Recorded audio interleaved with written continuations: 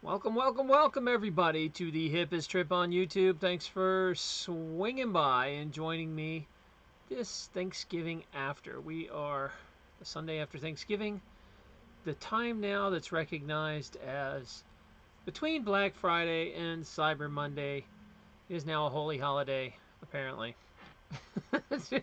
To capitalism, the holiday to capitalism. I hope you guys enjoyed Thanksgiving and you were thankful and had some gratitude. I'm trying to work on that myself. I'm trying to work on some gratitude. Um, that's true. So let me take a second. I've got to get a few things all situated here and we're good to go. Just got to get the chat ready. I don't know why I always forget to do that. And I'm letting a few of you guys filter in before we dive into the topic. So if you just showed up, please say hi and let me know you're here. That would be extra groovy, so I know that you are here and watching. So there you go. That being said, we got a pretty interesting topic today. A while back I had put together an article about if it's still a good idea for people to go to college. And I'm going to dive into some facts and figures, and we're going to dive into, does it really make sense anymore? Hey, look at everybody popping in here. Waffles, thanks for coming. Spindlin, thank you. Vanilla Christie, hey, what's happening in Hobbs? All right, Reverend Hall. Thank you guys for popping in. I'm glad you can join me in this lazy afternoon. It is snowing here just a little. And I was going to go for a walk in the snow, but I'm not really feeling it, so I'm going to stream instead. Yeah, I'm that kind of guy. Unimatrix, thanks for jumping in. So, a while back, and this is one of my pet peeves that I always seem to become a whipping boy for, is I was very public about telling people not to go to college. And I'm going to explain why in a minute. We're going to dive into that. And you guys can also use me as a public whipping boy if you want. If you disagree with this, that's fine. We're here to discuss it. Oh, hi, Trace. Thanks for the rainbows. So, let me give you a little idea of my background and my education. And hopefully, if you guys got teenagers, or if you are a teenager and watching this, you take this to heart. Because I wish someone had just been straight up and honest with me without all the propaganda. And Tracy, stop making me laugh. All right, so I wish somebody had been straight up with me because, all right, a lot of cultures, Italians, you know, I'm from an Italian household, and education's really important. And you'll see a lot of this in other countries as well as Tracy, you don't have to be sorry. Stop interrupting here. You're making me laugh. All right. A lot of cultures out there sit there and really put a high priority on education. You'll see this a lot in the Indian culture, you know, Asian cultures. Well, I guess Indians are Asians, but that, you know, look how many engineers and doctors and scientists are all over India and can't get a job. Kind of thing, that these highly educated people come to the U.S. to try to get a job. And what happens is we have a situation where we have these cultures that have created formal education on this pedestal. And over the years, the universities have drilled it into people's heads that you're kind of not the same kind of class of person if you don't have a college degree. Or if you don't finish high school, you know, who's going to want you? That means you're dumb. Or, you know, if you don't finish college, there's this stigma in society about going to school that it really bothers some people that if they didn't get their degree, or they didn't get through college, or they became a, you know, an early mother or something like that. And this society here in America kind of has a negative opinion of you if you haven't been to school. Now, that being said, it is used somewhat as a discrimination practice in jobs, where someone will be told, don't even bother applying if you don't have a college degree, or you got to have a high school degree to have this job, or a GED, or even, you know, a doctoral degree, or these days, you know, an undergraduate degree practically gets you nothing anymore. Now you have to have a master's, and soon it'll be a doctorate. Like, you know, there's so many steps you have to climb. Now, where did this come from? Well, society started out. There's a lot of money in the school system, a lot of money in higher education, and since the kind of beginning, they were really marketing that you know, you were a learned individual, and every person you saw in the media that went to college, spoke proper, and was educated, and you know, and they just pushed this idea through every movie and every TV show. I mean, you watch TV shows in America, and even now, like, doctors are these superhuman beings that, you know, that are like worshipped in our society, and you know, you don't question your doctor, don't do that, and they had this like crazy legitimacy, as well as PhDs or professors. You know, like someone would get a PhD and then they would write a book, and people would preach, you know, the new diet book like it's gospel or something. This dude just has a PhD. You know, it's like, it doesn't mean a whole lot these days, and it doesn't mean they know what they're talking about. I went to school with lots of doctors that I would never let work on me. That doesn't mean, you know, like, there's a lot of bad doctors out there. I'm just saying. And then the other thing is, just because they have this term, book smart, brain dead. My other thing I have about is, when I went to chiropractic school, like the guys who got B's and C's were like the best doctors when they came out and had the most successful practices. The people that got A's and straight A's, the valedictorians, pretty much all crashed and burned in practice. They were book smart, but had no people skills. They had no business skills. And when they got out, they went bankrupt within a year. You know, there's so much more to running a business than what you learn in a school book. In fact, most of it is opposite of real life. Just like everything else that seems to be in our culture, that there's the truth on one side and the reality and real truth on the other. You know, it's like, I feel like that every single thing I learned in formal education is opposite. You know, it's wrong. So let's talk about this. I wrote an article a while back, and this kind of where at first it started becoming a public topic. So let me show you a little bit. I don't know if you remember the guy from Dirty Jobs, Mike Rowe. But Mike Rowe is kind of like the king of the blue collar jobs. And he went and said, I think it was on Larry King, he said something like, we're lending money we don't have to kids who can't pay pay it back to train them for jobs that no longer exist. That's nuts.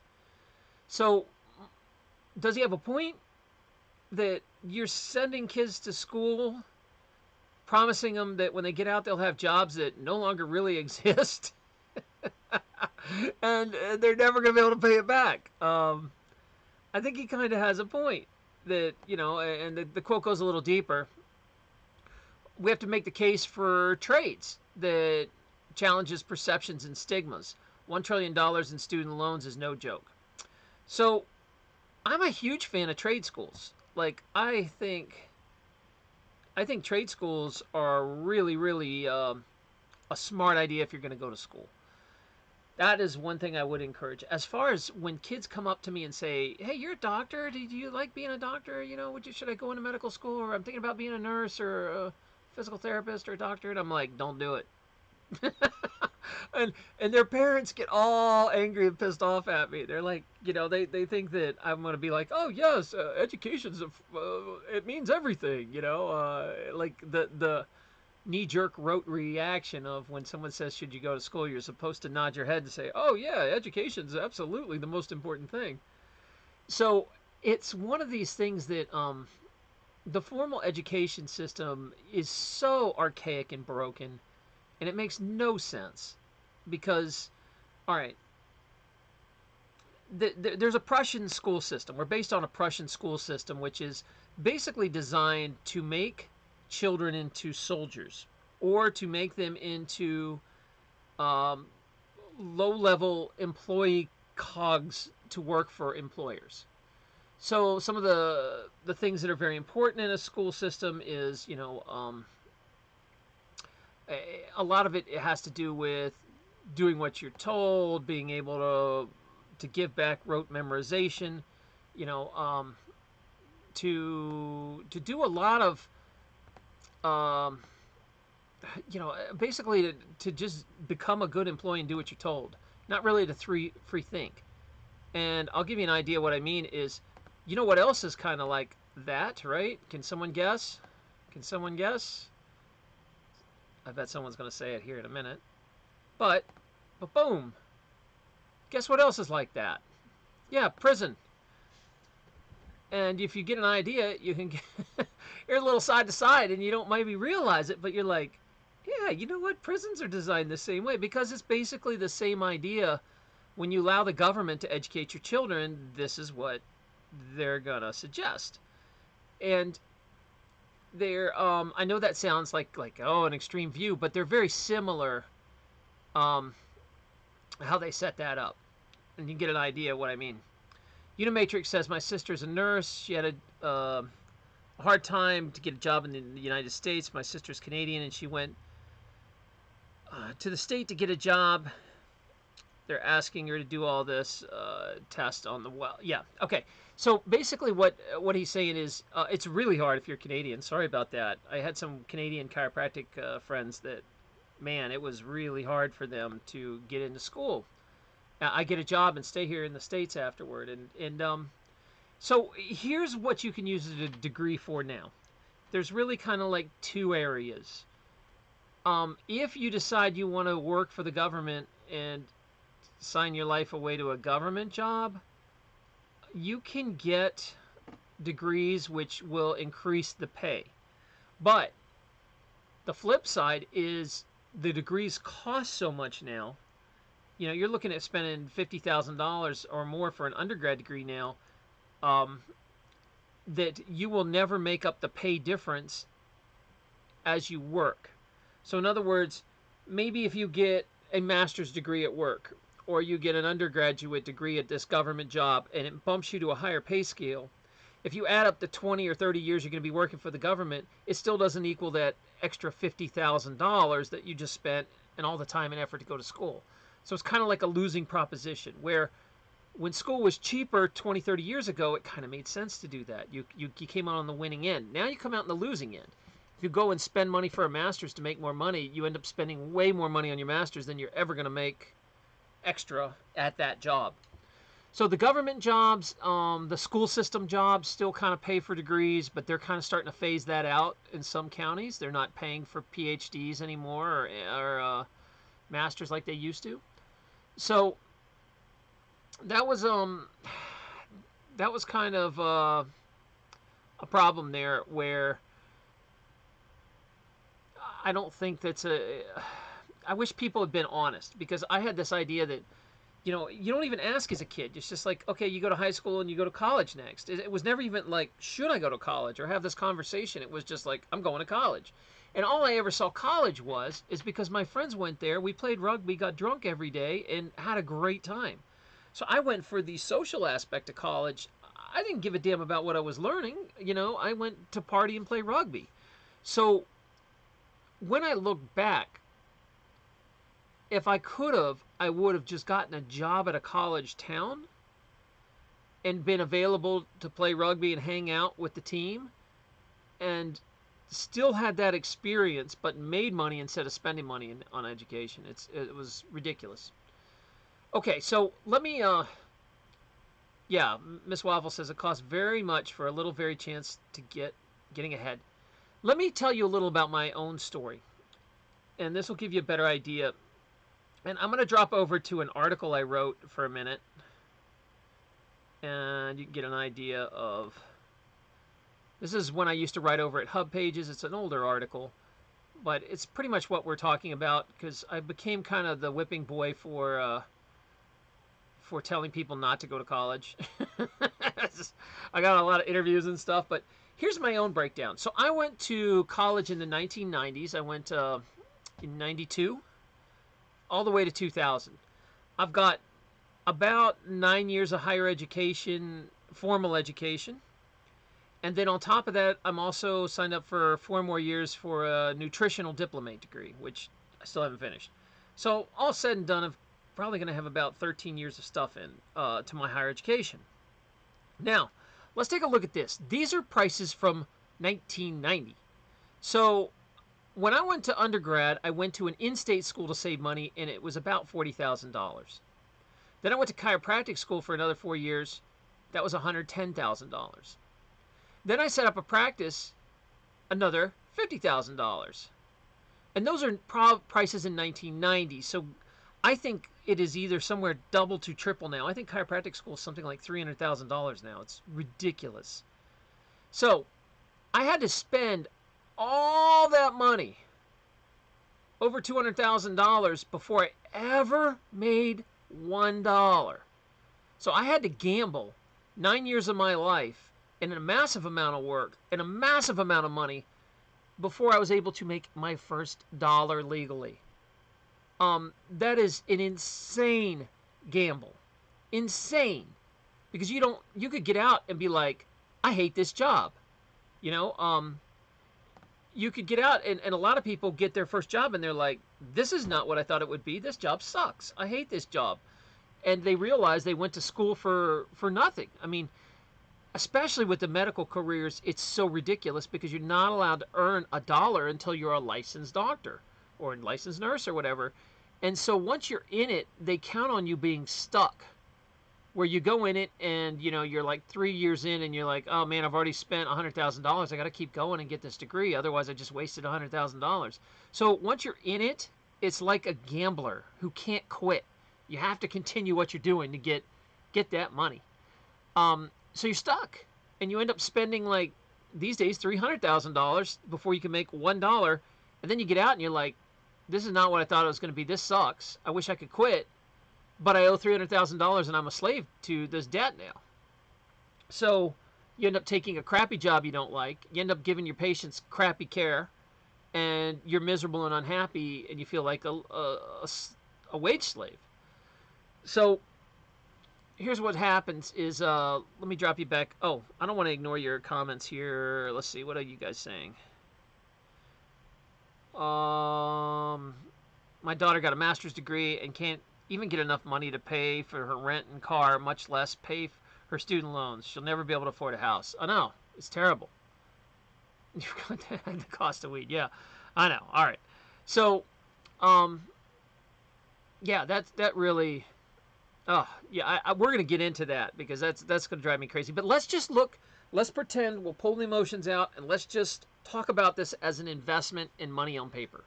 Okay? So, in this, I have spent over $200,000 before I earned $1. 9 years of my life that I was working at school instead of working and earning money. So that is a lost amount of income. In other words, like, it's unseen income. How much could I have made working a job in 9 years instead of spending money 9 years? You know, how far did that set me back? Now, the big payoff is you're like, well, at year 10, it's delayed gratification, that you're going to make a lot of money as a doctor. That might have been true 40 years ago, but not now. Now, it is very hard to make money in healthcare, and usually you don't even pay off your student loans until you're like in your 60s or 70s. So, yeah, those things that used to be true aren't anymore, and people need to stop pretending that that is true out there. Okay, so we take a look at this, and then I want to compare this to my friend.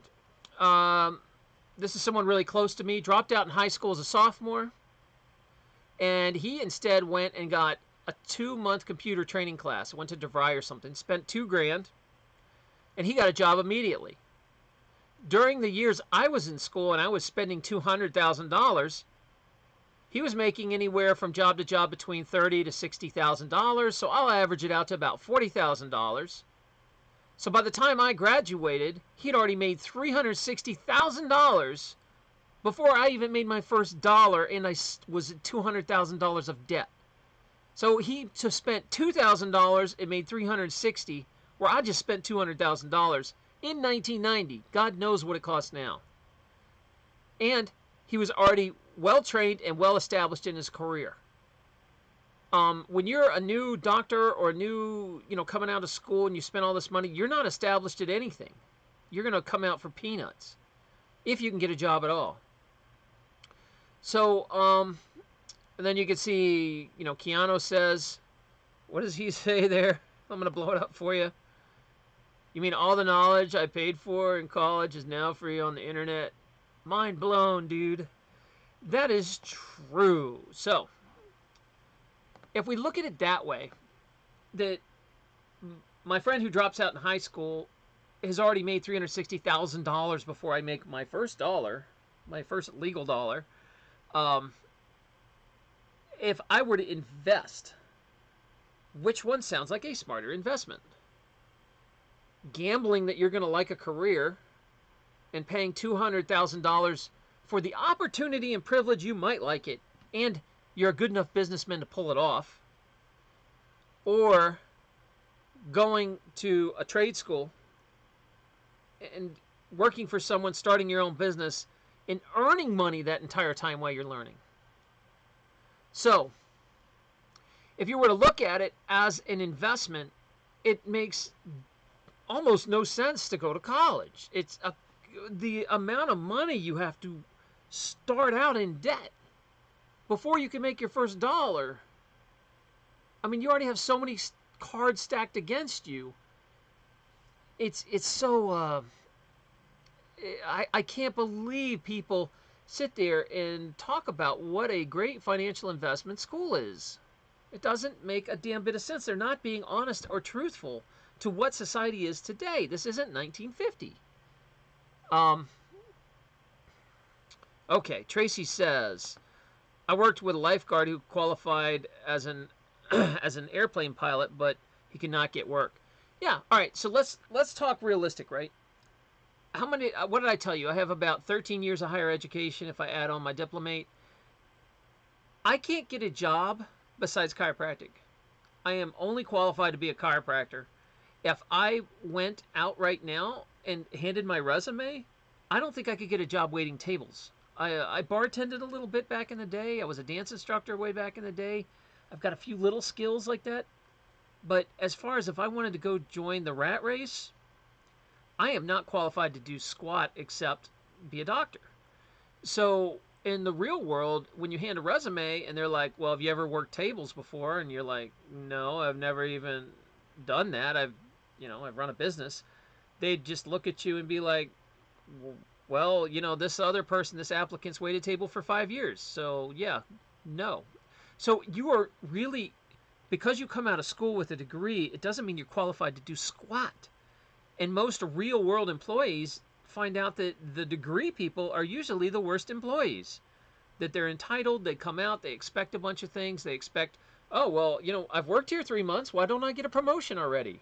We're it's like, especially like the whole millennial generation where, they've been kind of entitling them and holding their hand as they go. When they get into the real workforce, they're like, what do you mean? I haven't got a raise yet. I don't own this company. It's been 5 months. Why aren't I president? It's like, there's just like this disconnect completely. So one of the things about this is, I think as an investment, it's a terrible idea. The only thing I would ever recommend is trade school. Some of the cooler trades, if I could do it all over and wave a magic wand, I would have never been a chiropractor. I would have gone to a trade school. I would have worked my butt off for about 10 years, sold my business, kicked back, and never worked again. Probably. And what I probably would have done is maybe, I enjoy plumbing. I have this weird, I have no idea where this is from. Maybe like, I don't know, maybe I did have a past life as a plumber or something, because I worked on my own place, and I found out I'm really good at plumbing, and I don't know why. And I really enjoy it, which is a weird thing to like. Who the hell likes plumbing? Besides me. I don't know. There's something. It feels like I'm playing with toys, like you're connecting a construction set, and the water flows through. Um, I would say the ones that really are interesting is, and this is going to sound strange, but if you're listening to this and you're like in high school going, well, I don't know. Maybe if you're smarter than the average Joe and you don't just listen to all the propaganda out there of go to college, go to college, go to college. If you're actually looking at the numbers and have your own brain and use it, you'll decide not to go to college and instead either go to a trade school. Um, there's a lot of cool trade schools out there. There's welding. There's diesel repair. AC. If you don't like getting dirty and you want to make a lot of money, be like an AC guy. Those guys make crazy bank and they don't have to crawl through attics as much as like an electrician. The AC guys or appliance repair. Appliance repair. Those guys don't really get that dirty either, and it's not that gross. I took jewelry repair in school, so my other degree is in jewelry design and repair. So jewelry's a good trade, still pretty good trade. The internet's kind of beating it up pretty good. Then the other thing is, if you guys in the comments could leave some trade ideas, what do you think would be a good trade school? Obviously, like computers and programming, if you have the itch to go to school. But let's pretend for a minute that you didn't take. How much does it cost to go to school, by the way? Because I'm really out of touch. I'm saying 50,000, but I think it's a lot more than that now for undergrad. When I went in the 90s, it was 40,000, but I went 5 years. I stayed an extra year because I thought I was going to teach and took like a bunch of teaching classes and then realized I don't want to teach. Yeah, so let's talk about this. I don't know. Yeah, auto body repair, man, I know I dated this girl whose husband worked on, well, her ex-husband, whatever, worked on classic cars. So he worked on like BMWs and Jaguars, and he got certified to do it. And he made crazy money. He would make like $10,000 a weekend working on a Jaguar, and then just take off the rest of the month. Like now it takes a while to get that kind of schooling, but yeah, welding. A lot of people like welding. Welders make good money, but it is they're at least getting better about the fumes and the dangerous stuff. And again, there is that element with it. And there's also a lot of cyber jobs, computer programmers and web designers and all that stuff's out there. The people making a living doing stuff on the internet. That's the whole new trade school is the internet. It doesn't have to be hands-on, but there's a lot of things that can't be replaced by technology, like jobs where you go, put in someone's heating. That's not going to be replaced by a robot, I don't think. That's pretty good job security. And those are the kind of jobs where you can start your own business with relatively little money and retire in 15 years. You can just cash out these businesses. A lot of these guys will, start a carpet cleaning company and have a fleet of 20 trucks and then sell their business and cash out, so that's it. And this is something I really wish I had understood. And if I was a parent, which, I don't know if I am. I mean, there was those crazy spring breaks in Mexico, but I'm pretty sure I'm not a parent. Just saying. Besides that caveat, I would tell my kid, you know what? Instead of giving you $50,000 for college, you design a working business model. We'll try it out, and I'll give you a couple $1,000s at a time. And I would rather you start your own business with that $50,000 instead of going to school. And there's some things you can do to teach children business. Because here I see a comment about how they homeschool their kids. And I love homeschool kids. They're like the best. They were the best patients. They're all over PorcFest. Super smart kids. I love for you guys at homeschool. Kudos to you. You're doing some good stuff for society there and us. So homeschool parents, and I've seen this a lot with homeschool kids. They will start their own businesses. I go to a festival called the Porcupine Freedom Festival. It is a libertarian festival out in the mountains. I've been to it every year for like 8 years. And it's called PorcFest. And you've heard me talk about it on this channel a bunch. It's up in New Hampshire. And a bunch of homeschool kids go to this thing, and they all have businesses. Their parents just don't like give them money. They're like, go out and earn money, go walk dogs, go babysit, go take trash, go sell coffee, go whatever.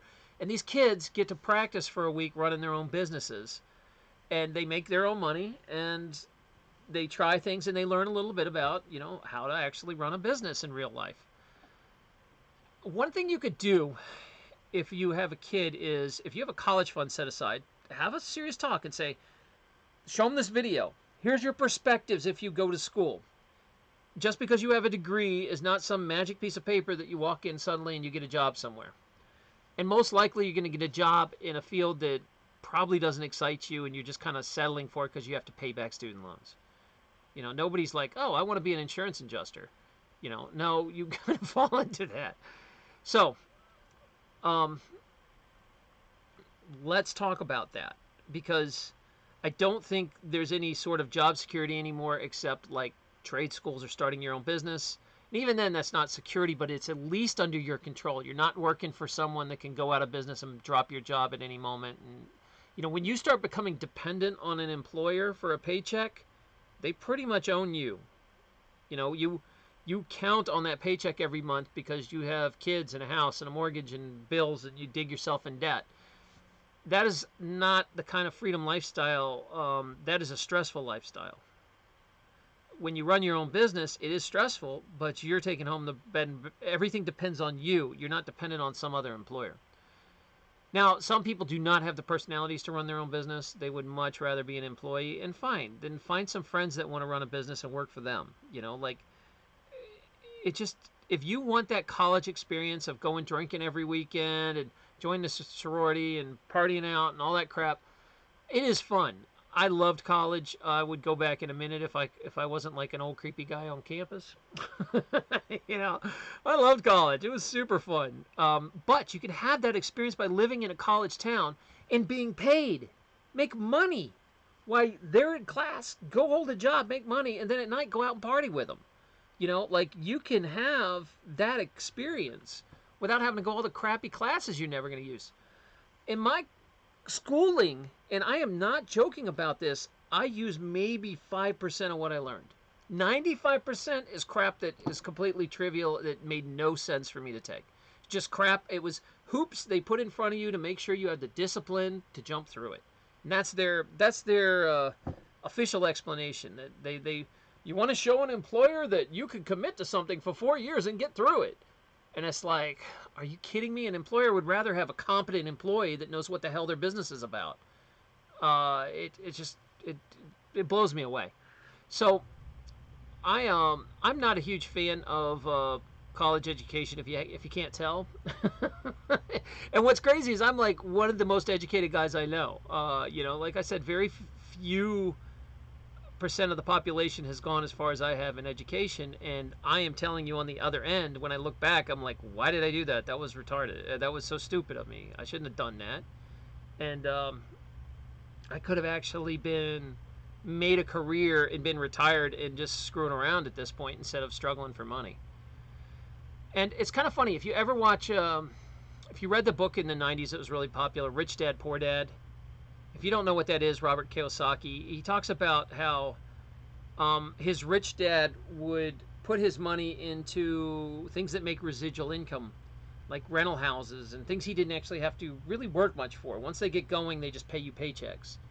You know, books, YouTube channels, blogs, internet stuff. You know, things that make money if you're sleeping or not. I call it mailbox money. You just go out and there's a check in the mailbox. Mailbox money. Rich people put their money into those vehicles. Poor people put their money into vehicles where their income depends on their job. So rich people, money comes from investments. Poor people, money comes from job. And what you have to do is, to get out of being poor and broke, you have to start moving a little money into investments and investments and investments, and eventually investments that make residual income. So that is how you actually get like financial freedom. But Robert Kiyosaki had an interesting thing where his rich dad, he had a guy that was his mentor, his rich dad, and then his real dad was the poor dad. And his real dad was like a PhD who taught in school and expected, believed in the American model, go to college, get a school job, maybe get a job teaching, all this stuff. And he just had this poor mentality of his job supplying his entire income. And that has to be the only way to make money, and that's what everybody does. You work for 40 years, jobs you probably hate, bounce back and forth, or jobs you're just tolerating, so you can spend those last few years of your life relaxing and enjoying stuff. And you missed, you make a trade-off of spending years of your life miserable in the hope that in the future that you'll have enough money that you don't have to take slave jobs anymore. So, hey, thanks for the subscription, Swapnil. That is oh man, I forgot his name. The catnip cat. He's all nipped out. Okay, so I'm gonna I'm not ignoring. I'm not trying to ignore you guys, but I'm just I'm passionate right now. So the message is not to go to college. It's easy to say that for one who got a doctorate degree. Well, if anything, and I don't know why you put doctor in quotes. Is that supposed to be like a slide on me? Because, I went to school for a long time. The thing about that is I would take my advice a lot more serious because I'm at the other end of this. I've been through so much education and I can't get a job as a waiter. All I'm qualified to do is this one thing. So if you want to shift gears in life and do something else, it's very difficult to take those job skills and transition it when they're so specialized. What is a dentist qualified to do except clean teeth? What, you think they're going to be a good insurance adjuster or whatever? If they decide they want to make a change later in life, it's kind of hard to transition such a specialized skill. So let's see. Yeah, Sea-Watch says she's got 3 degrees and she's a successful domestic engineer. And she's probably a lot happier as a housewife. And that's kind of what I'm at, is people are like, man, you're always living hand to mouth, and why aren't you making money? You could make all this money being a chiropractor. Because I'm not happy doing it. That's one of those things that there's a cost to your soul to go to work just to earn money to go to work. It's madness, man. It eats you. It's not good for your vibration and your energy, and it puts your life out of balance, where you've made your lifestyle in such debt that you feel like you have to, and you're super stressed out that you have to keep all this going and these balls in the air because you have kids and a family, and you're in a house you can't afford, and you've got a new car you shouldn't have bought, and you don't control your debt, and then you're stuck. You're stuck working crappy jobs that you don't like, and you're always stressed about money. So, if you're going to go to college, like I said, okay, so maybe you're not the kind who wants to start a business. Well, there's a lot of things I was saying before, and David Lee's talking about that, trade schools. And I had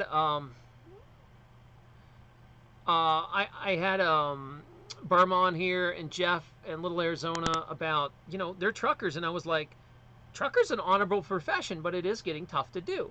Like, I'm a big fan of truckers, man. They, if you can stand time alone, it's a great career because you can get into trucking within like a month and start making real money. That's pretty cool to me. Truckers are cool dudes. So, yeah, trade school. What are you saying, David Lee? Trade school is good for joining an MLM group temporarily to get the idea what it's like. Yeah, I mean, you could do a multi-level marketing. You can work from home. I do have a few friends that have made it in multi-level marketing. Back in the day, I got pretty far up in a few of them because I was good at sales. Now, let me give you some advice from the guy that doesn't have kids. Let me give you advice on how to raise your kids. All right? But here's what I would probably do. Like I said, I would give my kid a choice and an honest talk about, here's your prospects if you go to college. Yes, it'll be a fun party. When you come out, you'll be working probably a job you don't like to pay off this debt that'll take most of your life to pay it off.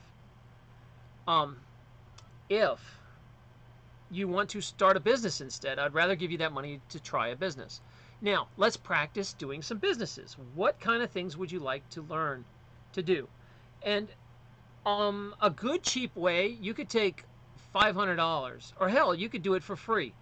You could take all the stuff that's sitting around your basement and attic, go to the flea market, let your kid set it up, spend $25 to get a booth at the flea market, and let him learn what it is to sell stuff.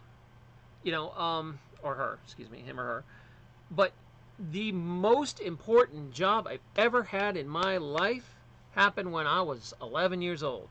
And it was door-to-door sales of newspaper subscriptions. Because you knocked on strangers' doors, you got your door slammed in your face, you got mean people, grouchy people, pissed off people, but it taught you, it was demoralizing a little bit, but it taught you how to sell.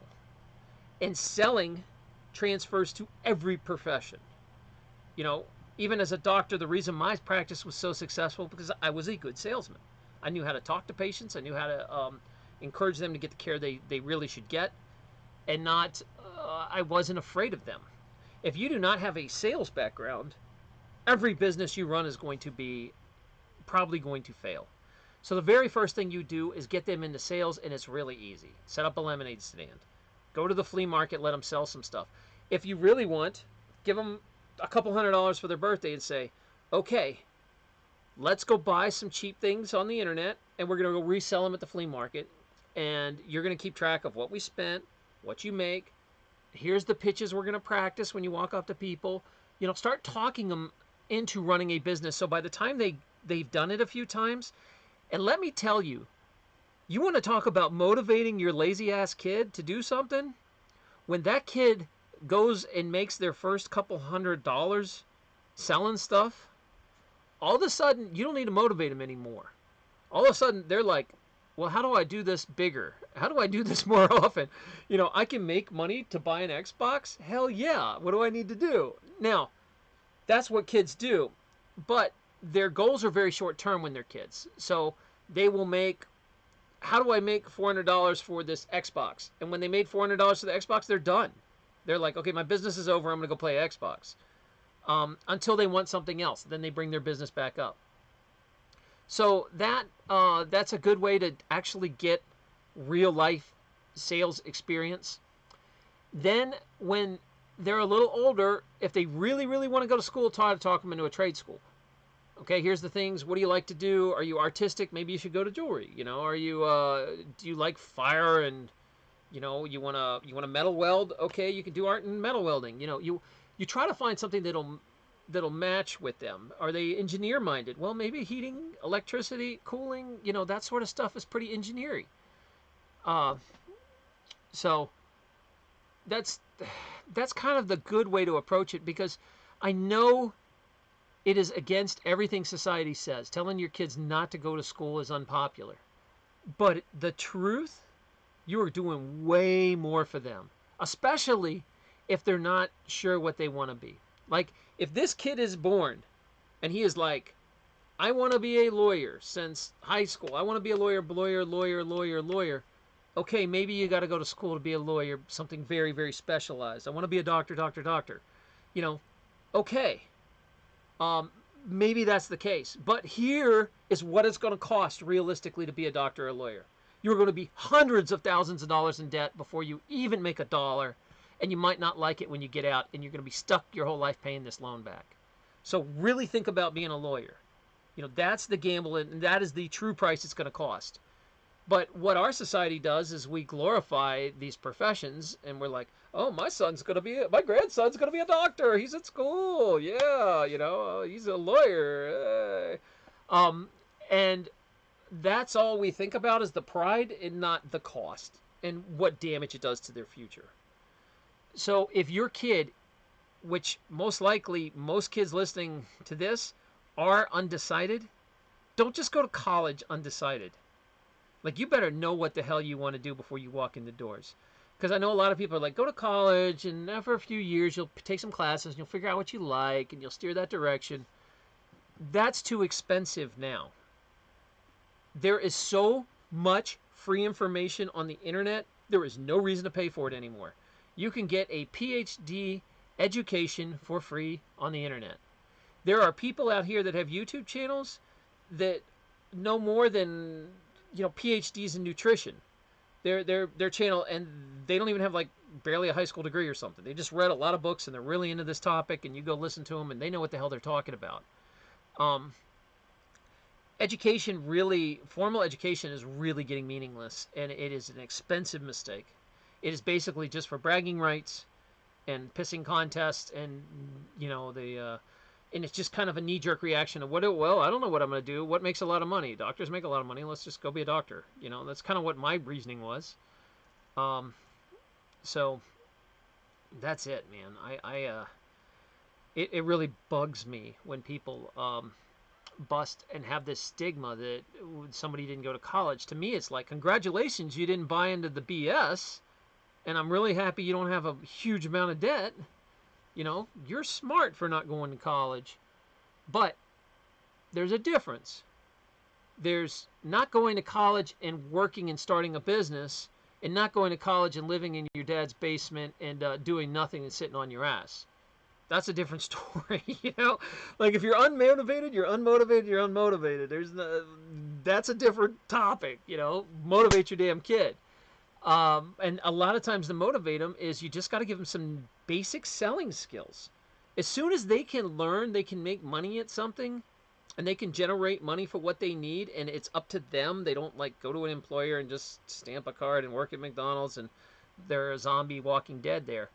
As soon as they actually have some passion and excitement and they make a little money in something they're really interested in, you don't have to motivate them anymore. They just take off and start doing it. Look at all the homeschool kids around that have businesses, And what's crazy is things are really changing where you can have a YouTube channel and make money. There's 13-year-old kids that make like $10,000 a month on their damn channels. I wish I was them. There's the electronic field. You don't have to go dig ditches, and you don't have to do roofing or labor jobs. You can also work in the electronic field like I do. And if you're a good teacher and people like you and your personality's good and you work hard, you can make it online too as a blogger or something. Okay, let's see what I have skipped here. Oh boy, I've really kind of went back here. We got some conversation about trucking. Nobody is really talking to me directly. They're all talking to each other. So, Miss Waffles, yay, really helpful. I don't know if she's talking about me, but I hope so. Maria, I don't understand why you stopped your practice. You could be a successful doctor. I'm sure you're educated. YouTube is YouTube the way of making better money or a better way to help people? Okay.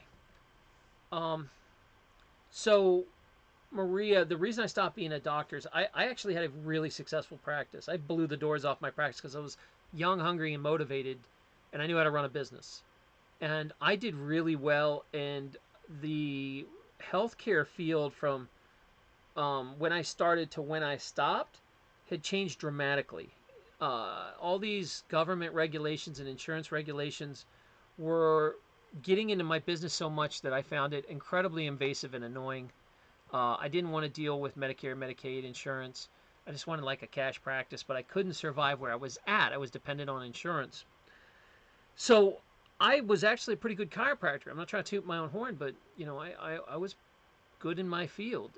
But what happened is I got very negative on it and burnt out because of all the other stuff. So now, although I'm still licensed, I can see patients, I could do stuff. I guess I could start a practice if I really wanted. I'm pretty broke after my divorce, and so I don't have the money to start a practice. It costs like probably $50,000 to open the doors with good equipment. I don't have anything like that. So at this point, I had started YouTube kind of for fun, and then it started turning into money, and now I'm trying to turn it into a career because it is open to me and I enjoy it. And I really like YouTube. The problem I have with being a full-time doctor is if I make that deal with the devil and go back into practice, I'm a slave to my practice. There is no more holidays. There is no more... It is very difficult to run a part-time practice and make any money at it. You have to go full time to actually pay the bills. Because say you run an office for $3,000 or $4,000 a month, you're paying for that every day. And if I just want to run a part-time practice, I can't be there for like 2 days a week. That's not even going to pay the bills. So I would have to go full bore with money I don't really have right now, and I don't really enjoy. I feel like I already did this in my life. I was a successful doctor. It feels like going backwards to go back into it. I'd rather do something else, and I think the new media, YouTube, I really enjoy if they'd straighten their crap out. But it doesn't matter. Somewhere, if YouTube doesn't work out, there will be a new platform that it'll be at. And I feel like if I really want to help people, I can reach millions of people with a good story. Like I did a story on knee arthritis that is like almost got 1 million views. There's no way I would ever see 1 million patients in my lifetime. So if it's about helping people, this is a much better vehicle for that. I just wish I could make any decent living at this, and I'm trying. I'm trying to make a better living. It is just hand to mouth right now because it's very difficult to do this job. It's very unstable. I'm trying to transition over to Patreon where, I can have more steady income instead of whatever the hell YouTube feels like giving me, and that has been a transition. So that's why, if you're asking me, and if I had looked back, although I enjoyed being a chiropractor, I don't think I would have ever done it for, I would have done a trade school. I probably would have done plumbing or become a jeweler or run some sort of online business. So there you go. If I could do it over. What if your kid wants to be an alpaca farmer? Sure, man. Take them to an alpaca farm and say, go volunteer there for free for the summer. They come back and they're like, I love it. Okay, let's invest in getting an alpaca. We'll get one. Make them go volunteer and pay the price before you ever drop a dollar. Okay, what are the other questions here? So helping people as a doctor doesn't make you happy? Sure, it makes me happy. I like it. I just got burned out because imagine your job is every day people come in grouchy and angry because they're in pain. And they want you to fix them right now. Right now. And you're like, your pain's from a lifestyle of bad decisions. You smoke, you drink, you eat a bunch of meat, you eat a bunch of fat. You're going to be inflamed. Stop eating this crap. Stop doing this. You have to have this talk with them, and they're just like, shut up and just fix me. It's like, all right, I can do chiropractic magic for a few minutes, but then in a few days you're going to hurt again. So I enjoyed being a doctor. I like the patients that take their health a little more serious. Near the end of my career, I got good enough that I could just start firing patients that didn't listen. It's just like, me and you aren't working anymore. Go find another doctor. You don't do what I tell you to do. You're just wasting your money. I enjoy, like maybe I could do doctoring a little bit on the side just for fun. Like, I still have a few patients and stuff I care about. I do like helping people that way, but it seems like going backwards, honestly. I don't know. That makes sense. But, my life and my whims change daily. You could come back in a month and I'll be like, hey, I'm going to open a practice. I changed my mind. I have no idea. But right now, it just doesn't, it's not in the cards because the finances, there's no way I could afford a practice at this moment. And that I really want to build my YouTube up. I want to put my focus here and not chasing patients and trying to get, adjustments. Okay. Oh, Miss Waffles already answered my question for me. Thank you. How to get popular in school. Okay, so I guess you're a kid. You want to know how to get popular in school? All right, I was very popular in school. What? Throw parties. Number one. Wait for your parents to go out of town and throw parties. That's how I got really popular. My mom didn't really kind of checked out when I was a kid and wasn't really around much. And I threw a lot of parties and got popular because everybody wanted to come to my house. Other than that, just be nice to people. Honestly, be supportive and interested in whatever they're interested in. Try to find something, I don't know. Say you wanted to talk to somebody that plays soccer, but you don't give a damn about soccer. Make an effort to learn a little bit about it. Go up and talk to them. Maybe even go to watch one of their games and try to become friends with them. Put effort in first into them. And don't come off as like a creepy stalker guy, just like a friend. Don't be like, oh, you're so beautiful, I have to be with you. No. Just be a friend. Like, hey, good job. You did real well today. Whatever that is. Support a few people, and then you'll find out they start supporting your interest. And it bridges the gap pretty quick. So, all right. I don't know how we got into that. To get into, oh, hold on. Let's see. Freaking Freddy says, Lupo, move to Vancouver and fire up a coffee shop that caters to entitled pricks. You'll do well. Hey. All right. I will tell you this, that again, I dated a woman who ran a coffee shop, and they did really well. If you get a good coffee shop going, there is serious profit in coffee, man. It takes pennies to make. One of the things I find really fascinating are the movement of food trucks that have come up. If you can stand to be in the food business, a lot of people can't stand to be, work with food. But if you have a calling for that, man, food trucks. Now, a lot of people don't know what the hell they're doing, and they crash and burn in their business. They spend way too much on their truck, and they don't understand how to market and get people to come out to their food truck and audience. But if you can figure out the business side of it, go actually like study it, go watch videos on how to run a food truck, go put a lot of time in. Don't just buy a freaking truck on Craigslist and be like, let's just open downtown. People will magically come. No, you've got to put the work in. Okay, I've had a lot of failed businesses, and I've had a couple really good businesses. I have done well. Like I billed over $1 million before I was 30. So like now living in poverty like this, it's really weird to be rich and poor, But I know what I did when I was rich. It's just, are you willing to do that again to be rich? You have to learn some business basics before you go in. And one of the big mistakes if you're going to run a business is not doing enough education. People will be like, oh man, I'm a good cook, I'm going to run a restaurant. Well, running a restaurant, cooking's only this much. There's really a million other things you better know about running a bar or a restaurant. And people will be like, they'll come to me because I had this conversation with my brother. He was thinking about opening like a restaurant. And I was like, well, do you have any restaurant experience? Have you ever, worked as a restaurant manager, or have you even ever waited tables? No, but man, I'm a good cook. I can just stay in the back and cook. And I'm like, you're going to get robbed and you're going to lose all your money because your employees, like if you don't know how to manage your employees, they will just steal you blind in a restaurant business. It's really, really bad. Um, it's funny. So what I would say to you though is if you want to start a business, really put the work in and go as much as it sucks and as much as you don't want to, go volunteer for free if you have to, or take a low paying job to get in the door of something similar you want to do. You want to learn how a food truck works? Go volunteer to be a free employee at a food truck for a month or two. Understand how it works, what the real things are. It amazes me that people don't do any of the hard or dirty or uncomfortable work first. They just are like, I'm going to start my own business. And they go buy a business, and they've never actually done the down and dirty in the business.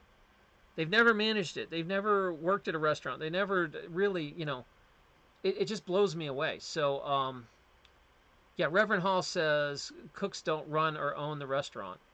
Yeah, there's a huge difference between being able to make food that your friends really like and being able to serve it to a crowd of hungry people at a reasonable pace at a good price, and how to source your food and how to make sure it doesn't rot and how to deal with the health inspections, how to find a good location, how to get people actually to come in the door, how to make sure that your taxes don't kill you, your quarterly taxes, your employee taxes. How do you make sure that your employees actually show up to work when they're supposed to work?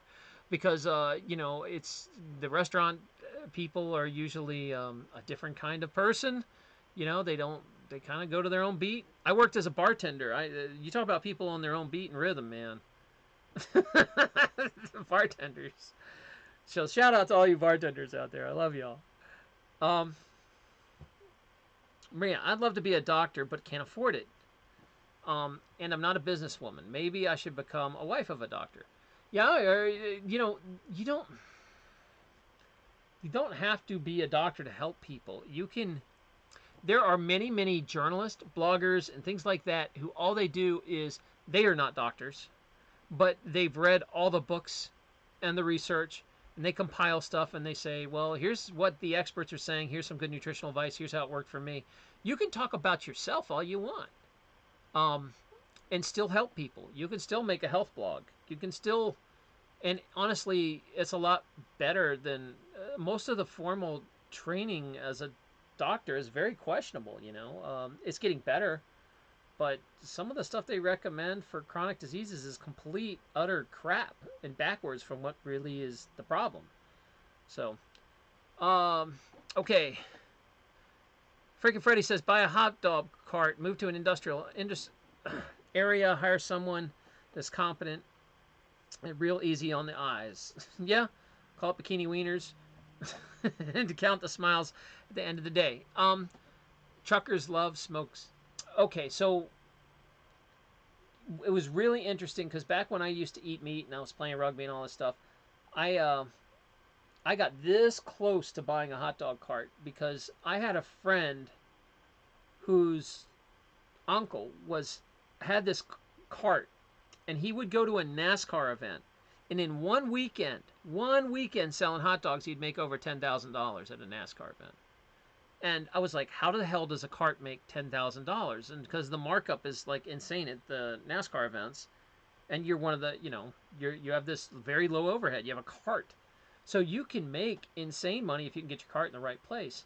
But again, hot dog is basically like handing out cancer to people. So you might want to sell something a little healthier. All right. This mistake happens in trucking. They get these folks who do a lease option on a truck, basically making them owner-operator. And these trucks, these folks know zero about the business and trucking, which is a must. Yeah, I'm wondering, like, someone goes to school for a month and they think all of a sudden they know everything about trucking and buy their own truck and stuff. And it's like, no, man, go see what it's like behind the scenes. Go run the business, figure out how to get contracts, how to deal with DOTs and all that crap. And, like, it blows me away that nobody wants, and it's human nature because it's uncomfortable and it's low pay and it's degrading and it's dirty work to go work for somebody for free or do whatever you had to. And it was, it is uncomfortable. But the way you become successful, you ready for the big secret? You want to know how I build $1 million? I did what other doctors would never do. I did, you have to be willing to be comfortable and do the crap that nobody else wants to do and be good at it. And what I mean by that is all right, here's how I got successful in practice. So if you're listening and you're in some sort of practice, I'll give you the big secret. So there was about, I think, 200, 250, something like that, 300, I can't remember. There's about, I'm going to say 300 to keep the numbers right, graduates in my chiropractic school. Half of them, when they graduated, didn't even set up in practice.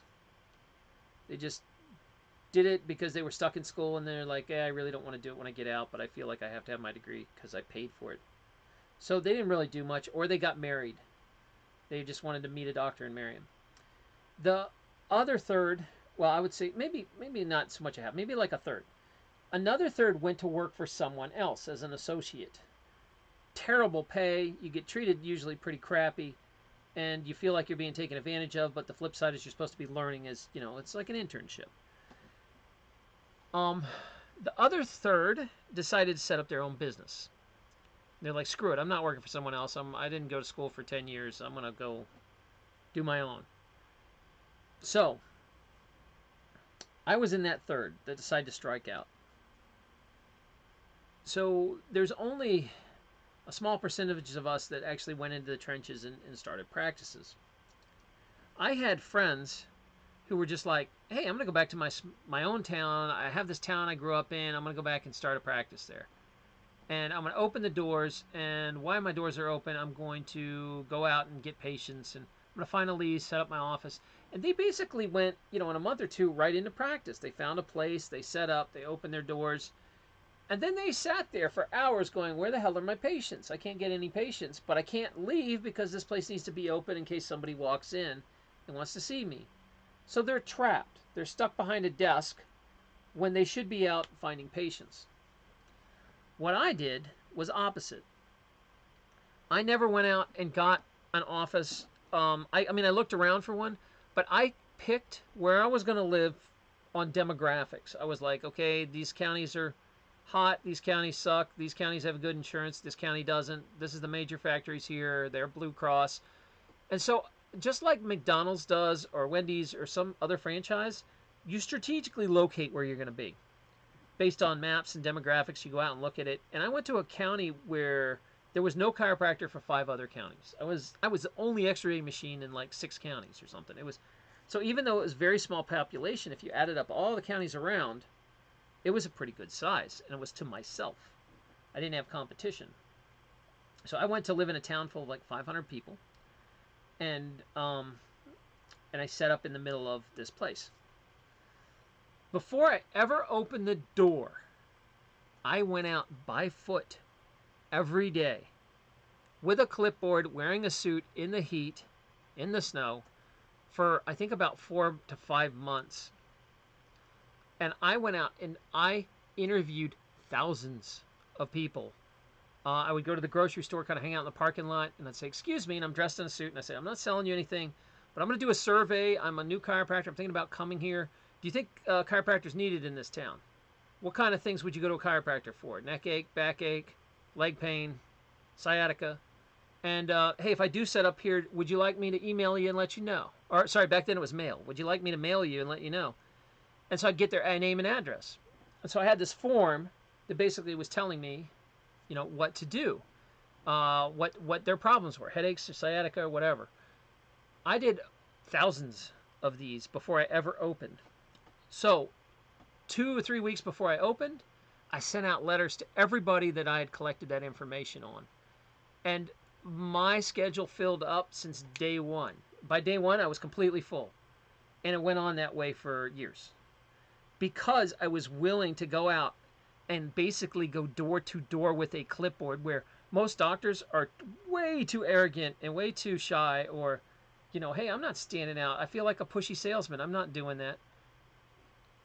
And they sat on their butts and they went out of business. Most of my friends went out of business the first year because they couldn't get any patients in the door. I built patients before I ever spent money on an office. So I didn't have all this overhead I was paying for every month, waiting for patients to magically walk in. I went out and I built my patients when I had no overhead. And then when I opened it, I was ready to go. So that's like, there's a secret there. So that works for kind of like any kind of business. You could do this, but now it's emails. It's easier. But you could basically say, hey, do you think there's a food truck in here that we need some new place to eat? What kind of food do you think you would go to? Would you like Chinese? Would you like Italian? Would you like Greek?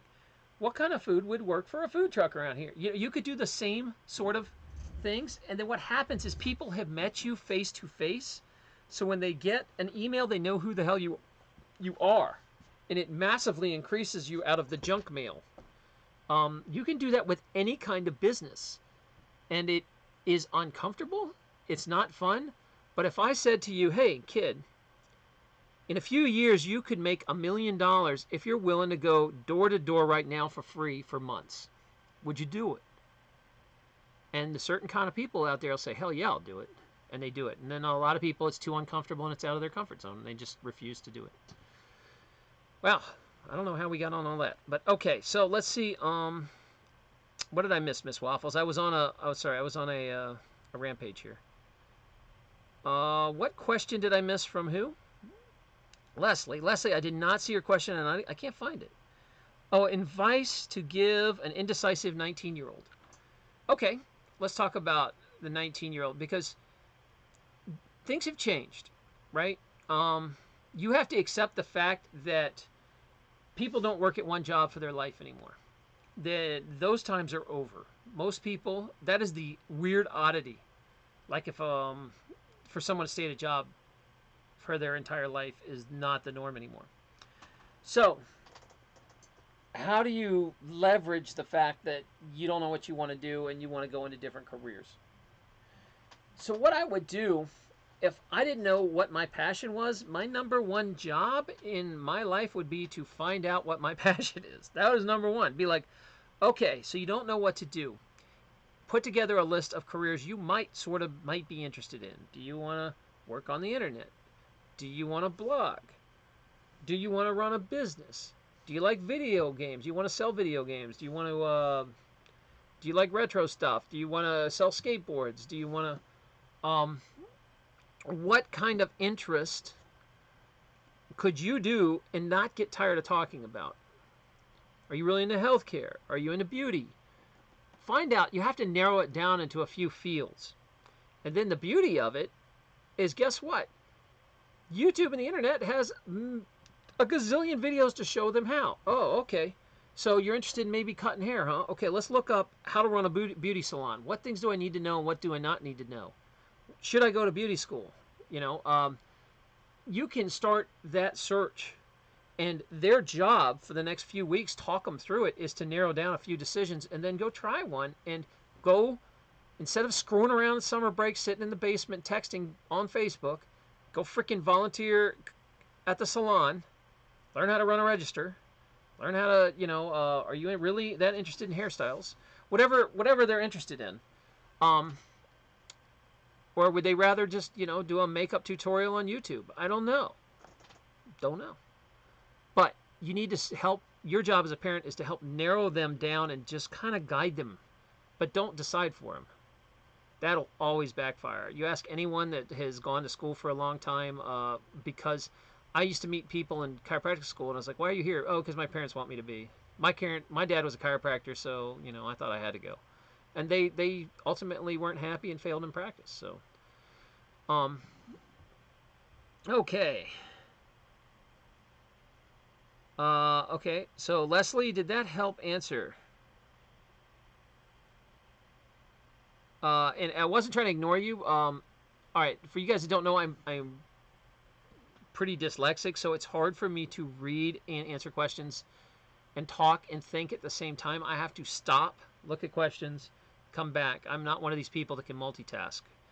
It takes me an enormous amount of concentration to read questions. So I was not trying to ignore you. Miss Waffles, how do you advise how to talk to people about not going to college? Well, we talked about that in the beginning of the show. Like I had, you know, I'm going to link you to this article that I wrote in here, but I break down the money and I say, okay, let's take all the emotions out of this and let's purely look at this as a financial investment. Are you willing to spend, what does college cost now? Somewhere between 50 and 100,000? Are you willing to spend 100,000, pay back 100,000 in loans, which equals about, let's see, 100,000, probably, what is that, about $1,000 a month, $1,200 a month?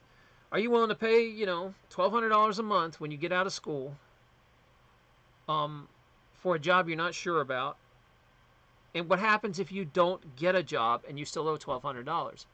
You need to paint the worst case scenario and not just the rose-colored glasses of, oh, your daddy got a degree and your granddaddy got a degree and he went to Georgia, so you're going to Georgia. Yeah. No, don't stick your pride in your pocket, man. Stop doing that crap to your kids and enslaving them to a lifetime of debt. Stop it. Be better than that, man.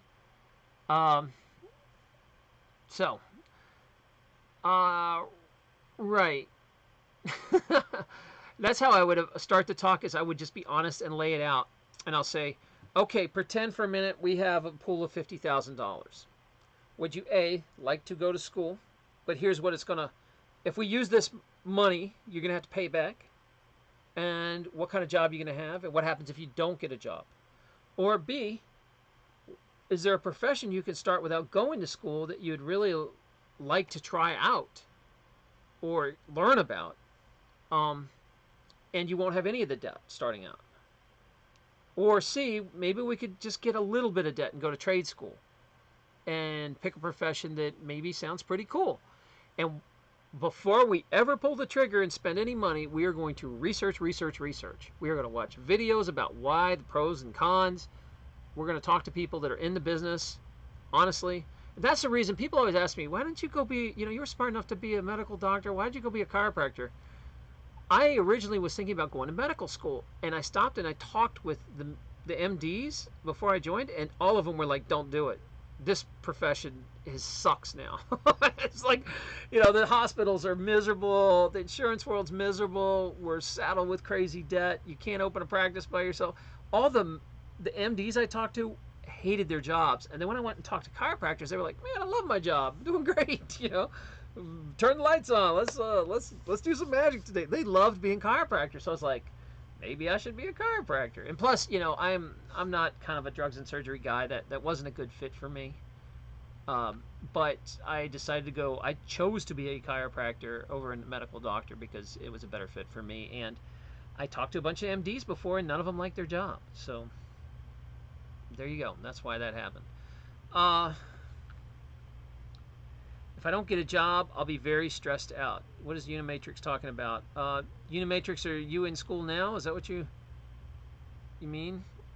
I'm not really sure. So if you missed the beginning of the show, I did this big breakdown of what I spent going to school and what it cost me to go into practice compared to what my friend did who didn't go to school and started making money right away. And when we weighed it out, my friend did way better financially than me and is in a much better place than me, and is honestly a lot happier than me in that way. So I hope that helps. I would hate to go to a doctor who hates his job. Well, Maria, what happens is it's not that I hate being a chiropractor. I hate all the BS that goes with it. Like the whole idea of insurance is just massively insulting to me. I had a really hard time dealing with, okay, let's just break this down to the pieces, right? You think I'm a good doctor, so you come to me to solve your problem. I say, let's just keep the math easy. It's going to be $1,000 to fix this problem for you. And you say, okay, you're worth $1,000. I'll pay you the $1,000. Let's go. I go in there. You're happy with your service. Everything's great. That's how it's supposed to go. But what we have now is I say this problem's going to cost $1,000. And you say, I would love you to fix me for $1,000. And then some third party in Ohio, someone I've never met, someone that doesn't know you, me, or the case, decides what they're really going to pay. Some insurance adjuster goes, no, this doctor's not worth $1,000. He's only worth $500. I'm not paying, no, $500. So then I have to turn around and say, look, you and I agreed to this deal. You said you were going to pay me $1,000. Your insurance company says I'm not worth $1,000, said they're only giving me half, so you're responsible for the other half. Then all of a sudden, this patient who loves you, you're the best thing since sliced bread because you got them out of sciatic pain and they can walk and they can pee and they can have relations with their family. All of a sudden, this wonderful, wonderful image of you, as soon as you ask them for money, it taints. And they go, well, I'm not really that much better. I don't think he really helped me. I'm not going to pay him. He's not I don't think he did anything. And so what happens is when you throw that money responsibility, instead of a patient screwing you over consciously, they have to justify why they're going to screw you over. And all of a sudden, you're not as good as they used to be. So like if I show them the paperwork, their day-to-day where they're like, I am so much better, and they're writing smiley faces and happy, and they can actually like pick up their kid without screaming in pain, those kind of things. I sit there and I'm like, this is what your charts say. This is how better and happy you were. And now you're telling me you didn't get better because I asked you for $500, which this insurance company has decided, that I'm not worth this. So by sticking a weird middleman in between our deal that knows nothing about what either party is, it is craziness to me. Like, why are you letting some stranger decide what your health care is? Just because you want to save some money. The whole idea of insurance, the way they handle stuff is just weird that everybody accepts that this is normal. Like, what other business does a third party stick its nose in the middle of? When me and you have decided on a transaction, we're good to go, and someone steps in the middle and goes, no, I'm only paying him half of this, and you're going to be pissed off as a patient because you're not going to get the coverage you want. It's crazy. So I got to the point where, at this point, if I ever got back in, I would never take insurance. It's just the whole idea is nuts to me. And there's some people that pay a lot of money for insurance and want to use it. I get that, and that's the way this economy is going to go. People are going to they're in for a very rude awakening that they're trying to shove socialized medicine down everybody's throat here in the U.S. And what's going to happen is a lot of the best doctors are going to be like, screw this, man. I'm tired of being treated this way. I'm done. I'm going to go play golf. I've made enough money. So all that's going to be left in the system is a bunch of doctors that are so desperate they have to stay in the system because they have a gazillion mortgages and $500,000 of student loans. They're so desperate they will take whatever job is offered them. And doctors who frankly can't run a business that work for somebody else. That's what's going to be left. Yeah, you might be able to find a few good doctors still around, but most of the good ones are going to get the hell out because they're good and they don't need to be in that system. So you will have two classes of doctors. You will have cash doctors that you pay for when you come in, and they don't take insurance, and they're excellent. And then you'll have the doctors who will stay in the system because they have to, and they're not good enough to survive outside the system. That's what's coming, and that's what's happening now. Okay. So, well, how do you fix it? Yes, true. We need healthcare. How do you fix it? You deregulate it. I am not a fan of government intervention in any way. Like, I don't think there should be formal licensing. I don't think there should be any of that. I think you should be able to go to an unlicensed doctor as well as a licensed doctor. The only thing I have a problem with is fraud. If someone's like, I've been to all this schooling and I'm licensed, and they haven't, that's fraud. That's a problem. But if everybody's honest about it, you should have the right.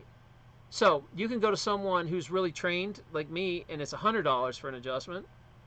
You can go to a kid that just got out of school for $50 an adjustment. You go to someone that worked at a chiropractor's office who's not a licensed chiropractor, but pretty good, $25 an adjustment. Or you can go to someone who advertises that, I don't really know what the hell I'm doing, I saw it on TV, but you know what, I'll do it for $5. Okay. Buyer beware. That is your choice and your responsibility. You should be able to go to an unlicensed doctor as well as a licensed doctor, or anyone in between, as long as people are open and honest about it.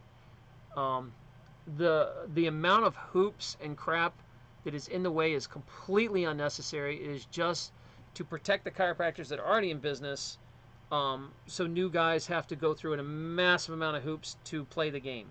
Where if you opened it and deregulated it, you would find a whole sliding scale of something you can afford and be happy with, where you don't get to make that choice now. The government makes that choice for you now.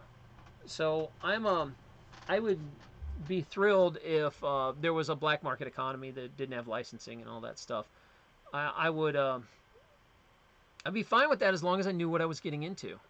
Because, if I'm on a real tight budget and $5 all I got, then, that's a chance I take, but I go for it. At least the decision, I make it, and it's a buyer beware situation. But whenever you deregulate things, everything gets cheaper. So if you start taking away the rules and the laws and the entry, the crazy level of entry it takes to become a doctor, you will get much more affordable doctors. All right. I'm not sure what you guys are even talking about. Somehow we're talking about code breakers in World War II. I don't know where that came from.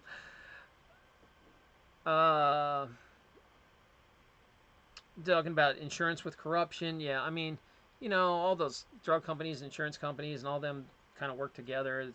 You guys understand that. My audience is smart enough to know and not believe anything the hoopla out there. You're not sick because you have a lack of drugs in your body. You're not sick because you have too many organs that need to be removed. It's like God doesn't make spare parts. You can't just take out a gallbladder and expect you to work normal. You need everything you have, and it needs to run right. And you don't have headaches because you have a lack of Motrin in your body. You have a headache because there's probably something going on circulation, or you're subluxated, or something else. We gotta get a lot better at finding, not stop chasing symptoms and actually dealing with the underlying problem. And like what I noticed, because I work with nothing but pretty much chronic disease, just about all chronic disease is lifestyle related. And it's almost all diet. I mean, it's pretty much people are just eating themselves sick. Okay. Neo says you're getting IT certifications. Yeah, and those are important for some jobs. You know, I know there's some computer stuff that you need an IT certification to be able to do Pascal or gosh, I'm so old. Pascal, like C plus or I don't know C plus plus. What is the new ones? I'm not a programmer. I'm like talking about basic and machine language still. Well, you know, line 10, go to line 20. So yeah, that's about my extenting of programming. As I took basic, and you know what's funny is I took basic at Chuck E. Cheese because I don't know if you guys knew this. Back in the 80s, the people that owned Atari in America also owned Chuck E. Cheese.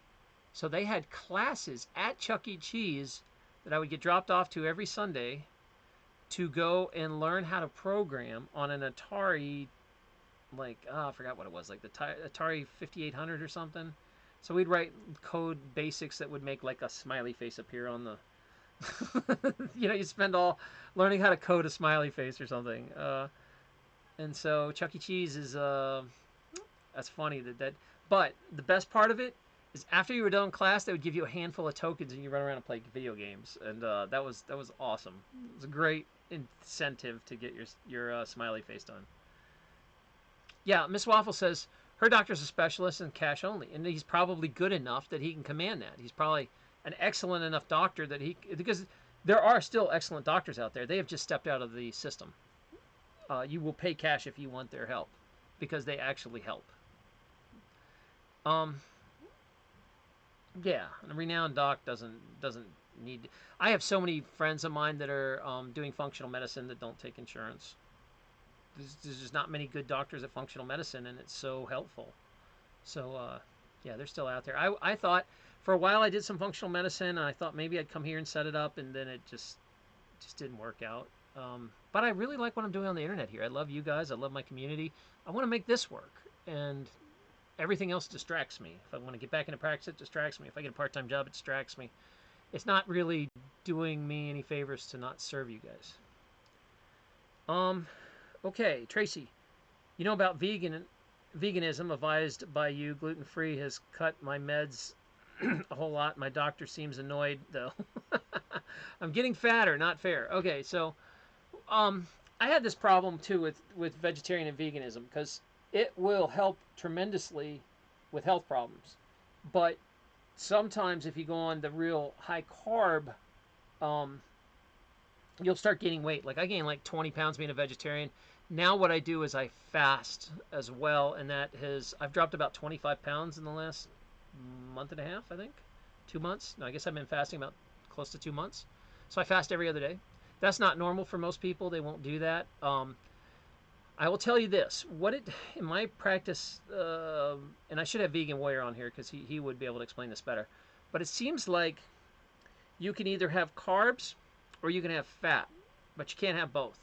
And when you combine them, it just makes you fat. Because carbs really won't make you fat if you're just eating carbs without the oils and shit, stuff. Like the low fat, high carb vegetarians, they're thin, but they're religious about not eating oils.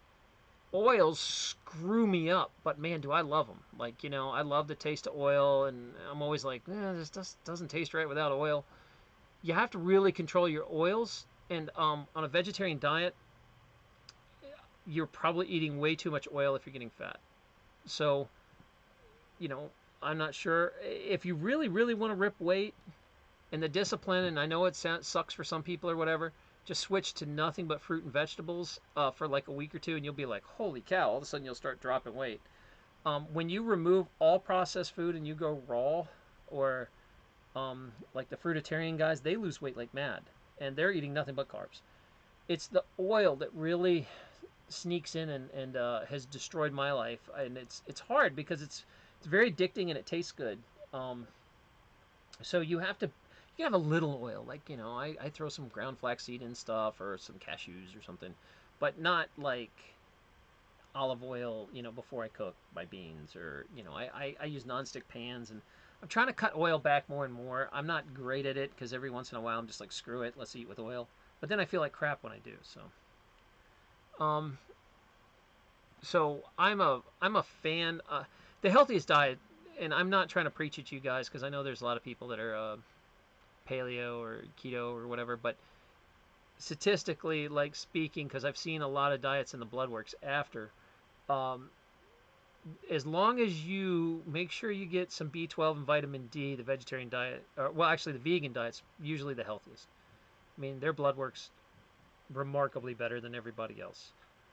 But a lot of that also is they've cut out almost all their processed food. The processed food is just like poison. And really, whatever diet you have, if you cut out the processed crap, you'll start doing better. Yeah, Tracy, it's probably the coconut oil that's making you gain weight. So you're gonna have to go get yourself a non-stick pan, learn how to water fry, use a rice cooker, things like that, and just change the way you cook. And I love. Don't get me wrong. You know, I'm talking to a guy that loves some damn oil, but that's what makes me fat, and it wrecks my gut. It just it's not fun the day after eating oil. Let's just say that without being too graphic. Um. All right. Yeah, dairy and sugar cut these. If I were to pick one thing, if someone said I cannot do everything, where do I start? I cannot overhaul my lifestyle. If I could pick one thing, get rid of dairy. Dairy is the number one problem. All right, the way you got to understand how disease really works, because this is something they don't teach you in school, and probably something you're not going to hear. So let me give you a little realistic how this works. What happens is that you have two kinds of fluid in your body. You have blood and you have lymphatic fluid. The blood brings nutrients, keeps things going. The lymphatic fluid is like a sewer system. It dumps all the toxic crap out of you. Now you got to remember, your cells are living, breathing things. They're like bacteria, and you have lots of bacteria, microbiomes. All these things respirate. They eat and they poop. So when your cells poop, they dump all that poop into the lymphatic system. So there's all this fluid around the cells that slowly kind of wave through your body when you move. And they have central locations where they go to, like lymph nodes. They meet up in the highway. Now, when they get to the lymph nodes and on that process, there starts being some of the chemicals, especially since we're eating so much processed food, the chemicals in those foods spill out of the cells and spill out into the lymph system. And your body can't handle these chemicals, and it clogs your sewer system. I'm going to call your lymph system your sewer system to make this simple. Your sewer system is mainly emptied through your kidneys. So most of the detoxification your body goes through your pee. Your liver detoxifies something and then goes down to your kidneys and pees it out. If you are eating an inflammatory diet and it's full of chemicals, one of the reactions is you will start making mucus. And you will make mucus. Your mucus is kind of like a self-protection mechanism, but what eventually happens is your mucus ends up picking up all the nasty chemicals and the lymph, the stagnant lymph, and it is like the sludge in your sewage system. So if you have a sewer that you're overwhelming, the sewer's not built to handle this much, it will start getting sludgy and start backing up in the pipes. And what happens is where the sewer dumps, that drain, that system, you know, like at the end of a sewer, there's always like a cage system that catches all the junk, and someone always has to go in and break loose the trees and the branches and the dead animals and everything that gets stuck in the sewer. Well, your grate is your kidneys. So you have this sewer system around your body, and it eventually filters down to this grate, the kidneys. If you eat a lot of things that make mucus, your kidneys start getting very mucousy, and they get full of lymph, and they stop working right. They start becoming sludge factories. So what happens is they get so clogged up that the only thing that gets through now is like water. So you'll be peeing and peeing and peeing, and the pee won't stink. It'll be very clear. There won't be any particulate in it. It'll just be like watery pee, and you'll be like, oh, cool, I'm hydrated. I'm doing good. You know, my pee doesn't stink. I'm good. your kidneys are supposed to excrete lymph and mucus. Um, so when you pee, it should kind of look sort of like a snow globe. It should be like white things floating in it and particulate. And we've been told opposite. We've always been told, well, you know, drink until your pee's clear, and that means you're well hydrated and you're good to go and your kidneys are working good. But that's a lie. It's opposite. Your kidneys are supposed to be getting rid of the crappy lymph that's stuck in your body. So, what happens is over a lifetime of eating inflammatory food, going out and having your burgers, going out and eating the cheese dogs and the tater tots and the whatever, all the oils cause this, and dairy is the #1 mucus causer. Your body just grinds to a halt with dairy. So what happens is the mucus stops the kidneys from working right. And if you eat a lot of protein, bring in meat and eggs and stuff, if you eat a lot of protein, that protein will also be very taxing on the kidneys, and can even start to crystallize in an acidic environment and form stones. Start getting kidney stones. And so the mucus plugs everything up. The end of the sewer line's blocked, you know, and then things form that cause stones. And what happens is the kidneys fill up, they stop working completely, and eventually you go into kidney failure and they have to remove one and clean your blood. And this is what happens to diabetics, because diabetics are highly inflammatory. They create an enormous amount of mucus and they eat a bunch of meat usually. Add those three things together and you're just asking to kill your kidneys. And when someone is on dialysis, they always put them on a low protein diet. You're not supposed to eat much protein. Protein's really hard on your body. And your kidneys have to process it. So what happens is over a lifetime, your kidneys get so clogged they barely work anymore. And the lymph needs somewhere to go. The sewer system backs up into the system. So now all of a sudden, it starts coming out through the skin. And you will get rashes and acne and rosacea and oh my gosh, itchy, whatever, the red patchy skin. I forgot. Oh my gosh, I can't remember. Eczema. So so basically what happens is your pee and your lymph comes out through your skin. So if you know somebody that has, like, you know, rashes that won't go away, or problems with lupus, or those kind of auto-inflammatory skin reactions, I guarantee their kidneys are clogged, and they're now using what they refer to as your third kidney, which is your skin. They start dumping out these chemicals through your skin, and it's a good thing. It's good that you're, like, if you ever pop a zit and there's a bunch of white pus, what do you think that white pus is? It's lymphatic fluid. It's basically like mucus. It is coming through your skin because your kidneys don't work. So after the skin, they start coming, the third way is usually your colon, and the mucus fills up in your colon, and you're basically, a lot of men have constipation problems where they just are in the bathroom for 30 minutes reading a magazine and pooping glue, because of their damn crappy diets, their high oil, high meat diets, and their kidneys are already clogged. So what happens after that is the fourth barrier is your lungs. Your lungs start to, and this is when, if you've ever smelled someone with like a kidney or liver problem, what do you guys remember how bad their breath is? It's like acetone breath. It smells like nail polish, kind of. So, #1 thing that happens is your kidneys. If, just like we have a backed up sewer system, right? And then the sewer system starts backing up, and it goes all over the body.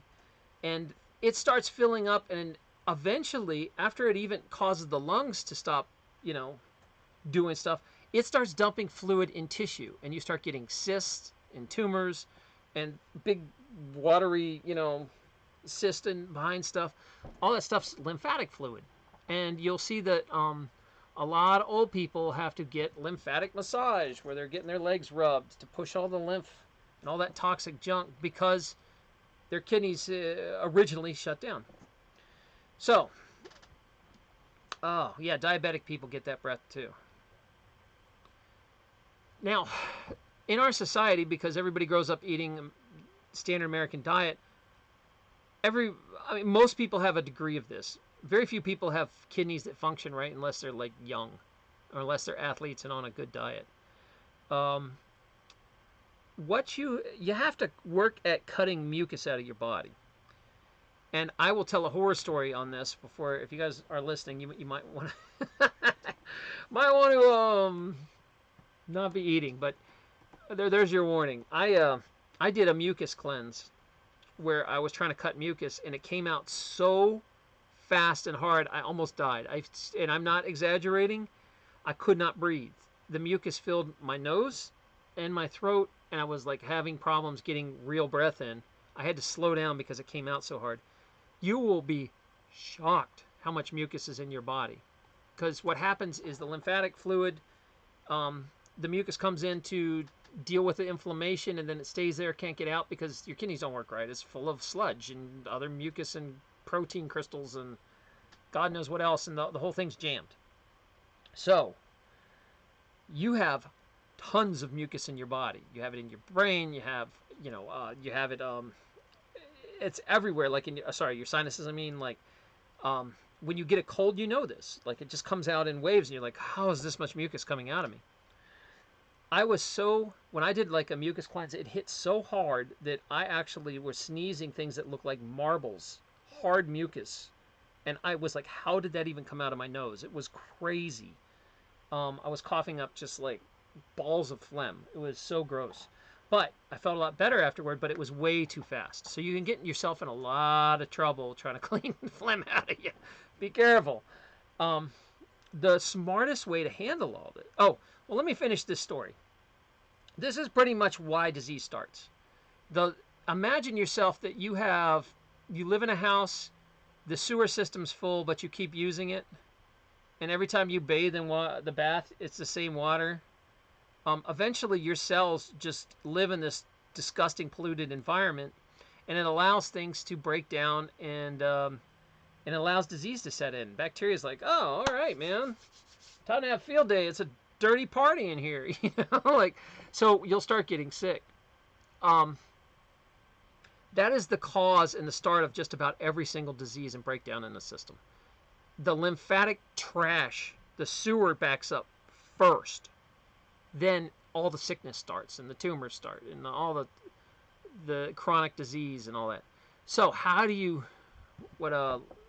Okay, here's the questions now. Let me go back. I've been ignoring you guys. I'm sorry. I get it in my head. Okay, I'm fairly healthy for real. I don't feel full if I eat proteins. Actually, you don't need much protein. That whole protein thing is total bro science. It's like, gotta have your protein, bro. Common sense. This is something Dr. McGregor said that I think is brilliant. What is the most perfect food for humans? Absolute most perfect food? It's breast milk. Breast milk is made for humans. It's baby. And if you look at the protein in breast milk, it is extremely low. It's like 5%. That is the ideal food for humans. So your protein should be about 5%. And then, you have these high carb diet or high protein diets that are like 50, 60%. And it's like, holy crap, all you eat is chicken and butter, Now you will lose weight doing that because you'll trick your body into, but you don't deal with this lymphatic mucus system I'm talking about. You can burn weight, you can look healthy, but you will still be a walking sewer. Do you understand that? The way to really move off that stuff is you have to... well, let's talk about this. How do you fix this? How do you deal with it? Diabetic people get this nasty breath. Yep, no doubt. Oh, thanks. I appreciate that you think this valuable information. Okay, so let's talk about this. Ideally, you don't want to have any mucus. Mucus is a result of your lymphatic system being stressed out and needs help. So, like, mucus will be formed to help move stuff through the lymphatic system. Lymphatic system does not have a pump, really. I mean, it sort of does when you walk. The muscles pump the lymphatics. You have to move to have lymphatics. And one of my favorite things is a rebounder. If you've seen those little trampolines, they massively stir up the lymphatic system and move it around. It's great. So a lymphatic, if you live in the, I don't really go out in the cold. I don't like, walking too much in the snow. So I bounce. And all you need is like 5-10 minutes and your lymph's just all over the place. It's great. But, you know, if not, walking, exercise, any sort of stuff like that to get your lymph moving. You do not want your lymph stagnant and sitting. It destroys stuff in your body. Oh, Vegan Warrior's here. There we go. Oh, man, we've been talking about you. Where the hell have you been? So, I got all these questions about a vegan diet. So, let me finish this story. So, the thing that clogs is your kidneys. That's the first thing that is the major problem. And I remember I was referring to it like a whole sewer system, that, you know, you have all these pipes going and there's a grate at the end that catches all the leaves and all the trash and all the stuff. And when that grate is full, the water can't get out of the sewer system anymore and it starts backing back up into the houses. Well, that's what's happening in your body. When your kidneys are full of inflammatory mucus and lymph, and you eat too much protein and they start forming crystals and stones, and, you know, protein's brutally hard on your system, you will start destroying your kidneys. And when your kidneys go, that is the first stone of your defense, and the rest of the stones start falling down too. You know, your breath, your skin, your poop, your colon, all that stuff goes bad. And then eventually you start getting very, very sick and you can't figure out why. And you have some Jamaican lady come in and massage your legs for lymphatic massage. Down in Mexico. You move to Mexico, that's what happens. You get the Mexican ladies that do lymphatic massage. And that is all one big cycle because you have bad kidneys. So how do we clean the kidneys? And how do we clean the mucus? First thing you got to do is stop inflaming. Stop throwing gasoline on the fire. What did we talk about? The big things that cause mucus, number one, dairy. And that means all dairy. Cheese, yogurt, comes from a cow, butter, cut it out. It massively causes a mucus reaction. And you'll know this. If you go off dairy for a week, and then you go help yourself to some pizza, watch, in about a few hours, you're going to be coughing mucus up and snotty. So it takes a long time to get the mucus out of your system. One of the ways, though, is to switch to more of a raw fruit diet. That is, you want like astringent things. If you have mucus in your mouth and you take a bite of like an orange or a lemon, that acidic juice cuts right through the mucus. I don't know if you've ever tried that. If you have a cold, if you eat like an orange or two, you'll be like, man, it made my mucus drain out. Astringent fruit is really good at it, but we have two things going on here. You have a lifestyle causing your kidneys to fall apart, and you have a way to help your kidneys clean house. So first thing you got to do is identify what in your lifestyle is causing all this mucus, and almost it's always dairy, and it's usually it's buddy meat. Those two, meat will cause the kidneys to, like I said, protein's very, very hard on the kidneys, so it causes them to overwork and just not. You know, all kinds of stuff happens from eating meat to kidneys. And remember, you don't believe me? Go look at someone who's has kidney failure and they're in like stage 3 or 4, and they are put on a low protein diet. The doctors know this. They put you on a low protein diet to save your kidneys. Why aren't you on a low protein diet all the time? You know, why you wait till your kidneys fail? Come on, think it through. Why? So anyway, so there are some, you want to identify what is inflaming it and what's creating mucus, remove that. After you remove that, there are a few things that you can do, but the easiest, cheapest way is to start just eating tons of raw citrus fruit. Grapes, watermelons, pineapple, I think even maybe papayas, anything that's kind of astringent, that has that little, you know, that acidness to it. Traditionally, it was mainly done by grapes. Some people used to do a mucus cleanse where they would eat nothing but grapes for a month, and this mucus would just pour out of their body. It's rough. Oh, Vegan Warrior, I'd love to bring you on, but I'd have to. We should do this.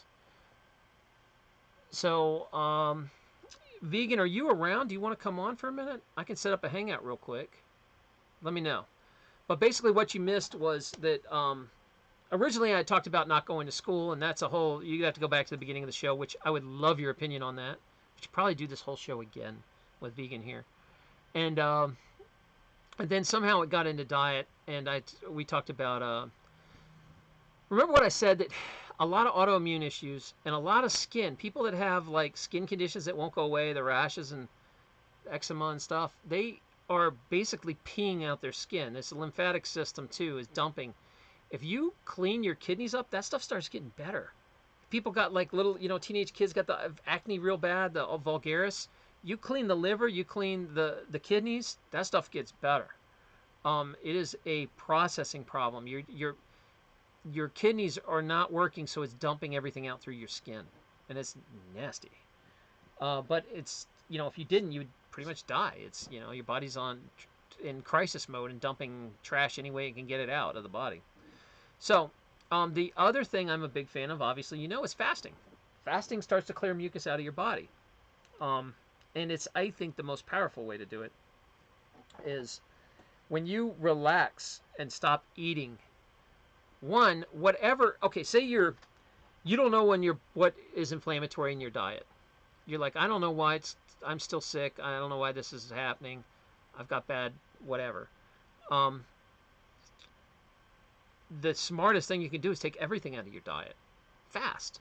Don't eat for a few days and let the swelling and inflammation come down. Why that's going on, your kidneys go, oh, wait a minute, do I have a chance to move some of this mucus out? And it starts throwing out mucus and trying to clean itself. Now, you can help it when you come off your fast by eating lots and lots of astringent fruit. You have to judge it. If you do it too hard, the mucus will overpower you and you will feel like you're going to die. And I am not joking. I did it so hard that I had to sit in the shower and steam to get mucus to come out so I could just breathe. And I just had to go back on a fast for like 2 or 3 days because I made the mucus dump too hard and fast. So you have to be very careful with this. Oh, okay, the real vegan way. All right, give me a minute and I will put you in there, buddy.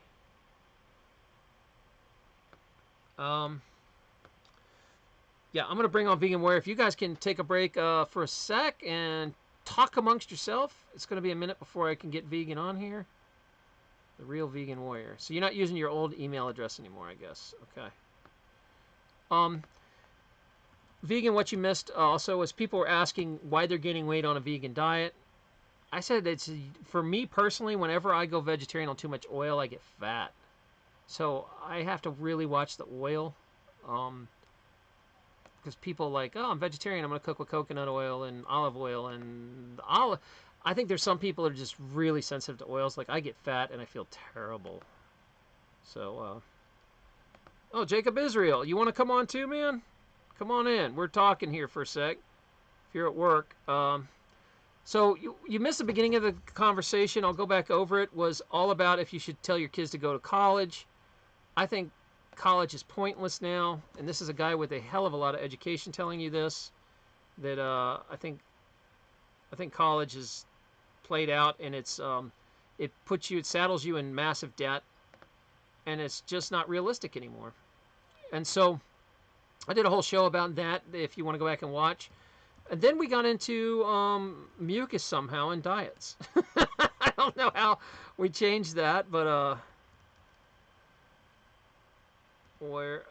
if you want to come in, just give me a minute. I'm having to add Vegan right now because I'm going to have to change the way I do this. Right now I'm just talking through a webcam, and I have to go take them over to a service here. Join now. Okay. Let me get a link made, Vegan, and set all that up. It'll take a minute. So talk amongst yourselves. Talk to Jacob. Hey, Jacob. What's happening, my man? We were just talking about the cause of sickness starts with your kidneys stopping getting full with mucus. And that's why a big reason I fast so much is because it's one of the absolute best ways to deal with that. So if you want to come on and talk about that, that's what's up. Okay. Vegan, I'm sending you a link now. And hopefully this works. I'm going to change over here for a sec. Jacob, do you want to come on? I'll send you a link too. Hold on, Jacob. I know sometimes you're like at work and stuff, but it's a Sunday, so join. There's the link. Let me get on my headphones and get you ready. Damn, where'd the call go? Hold on. Oh, there it is. Okay. Let me see if this works, guys. I'm going to change over here for a sec. And I'm still learning how to use all this new fancy equipment. There we go. Let me bring it out a little bit. So, Vegan, you should be able to get that link right now. There you go. Oh, Working Brother. Okay. So, basically, I kind of wish you guys would come back and we just have this conversation again. But we talked about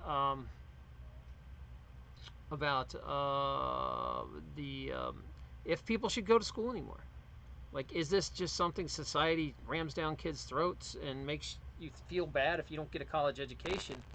But it saddles you with insane debt, and it's not 1950 anymore where you go and get a job after school. It doesn't work like that anymore. And I wish people were just more honest with their kids. Oh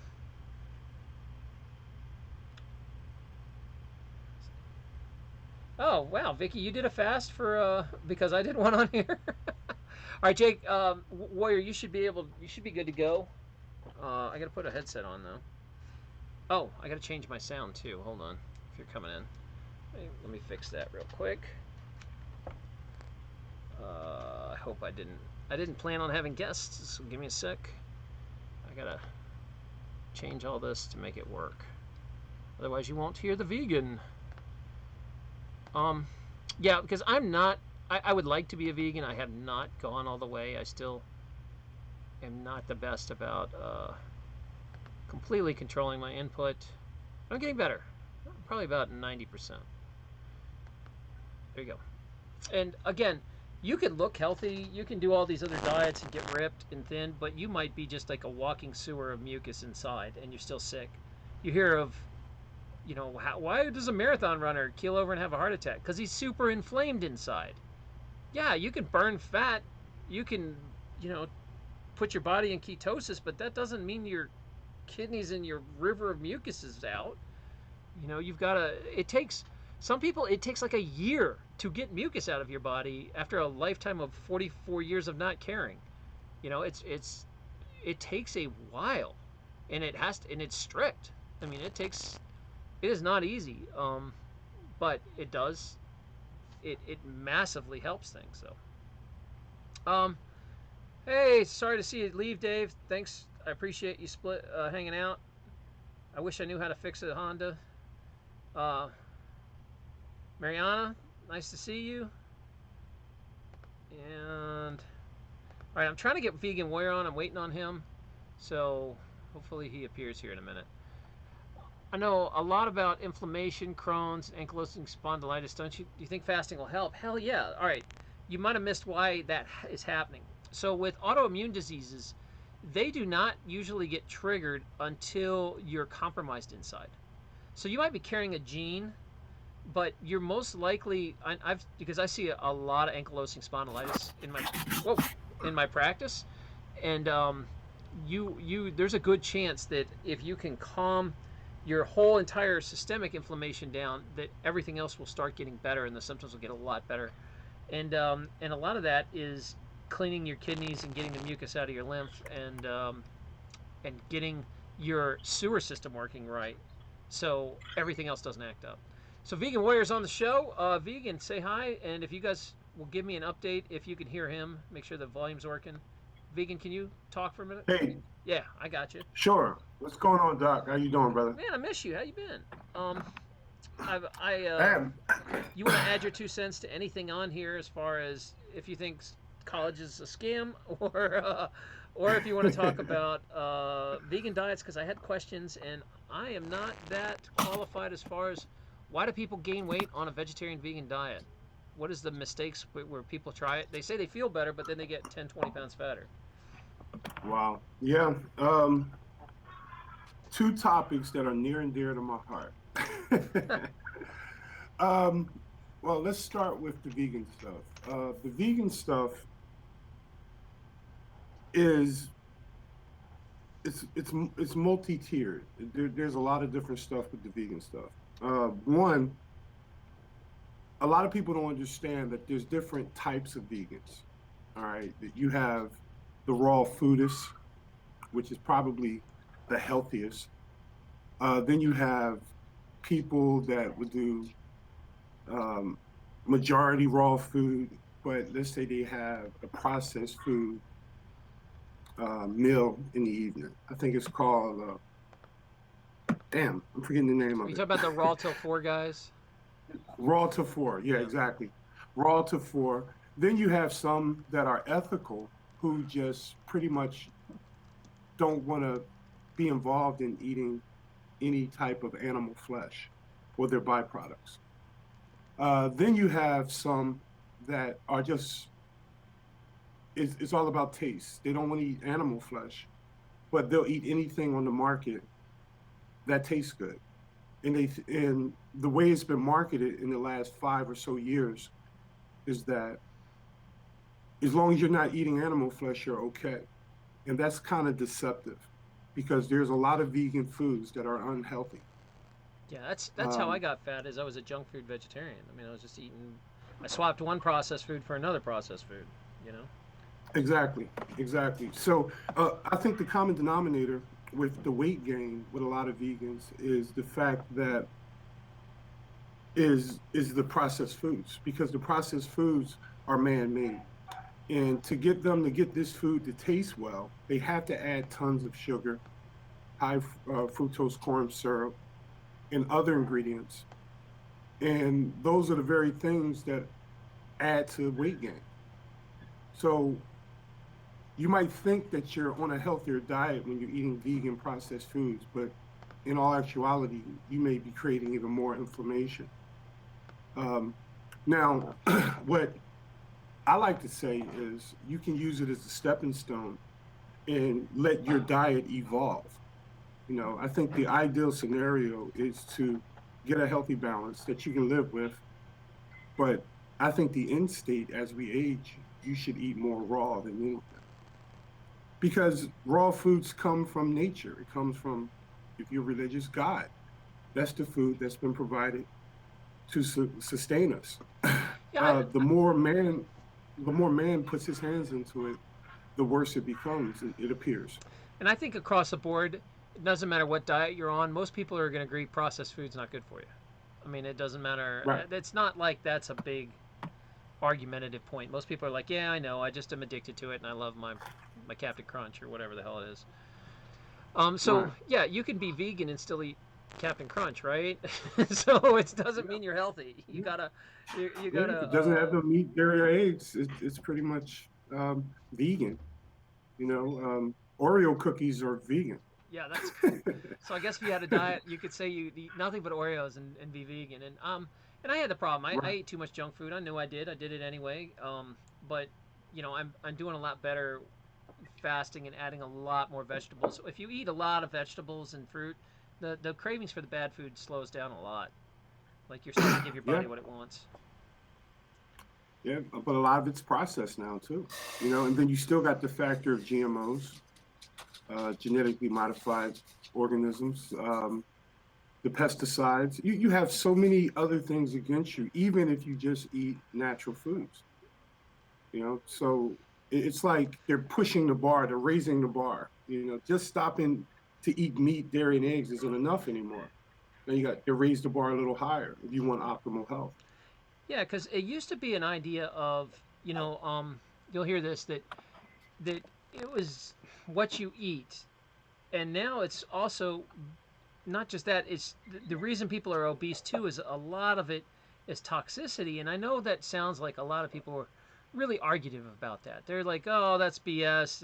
I know there's chemicals, but your body filters it. That's not why you get fat. You get fat because you're eating too much sugar or something. But a lot of it too is chemicals, and the way you can tell this is why are there fat babies?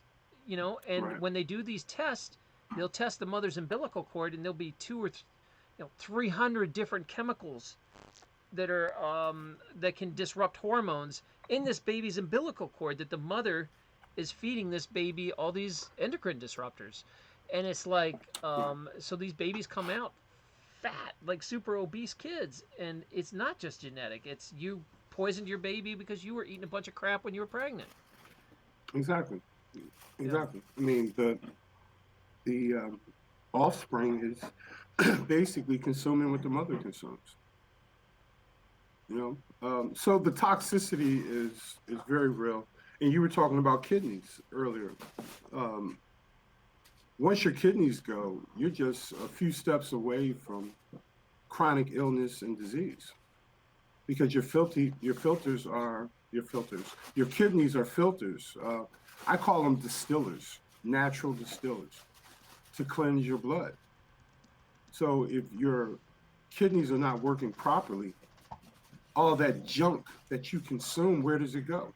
It sits up in you. Some of it's extracted, but a lot of it is just stored in you and it piles up. Think of a trash dump. You know, people dumping trash and they're trying to burn up the trash, but it's so much trash coming in that your metabolism, in this analogy, if you're burning trash, there's so much garbage coming in that your metabolism, or in an analogy form, you're trying to burn up that trash, isn't working fast enough. Well, you don't have the fire as hot to burn it up efficiently.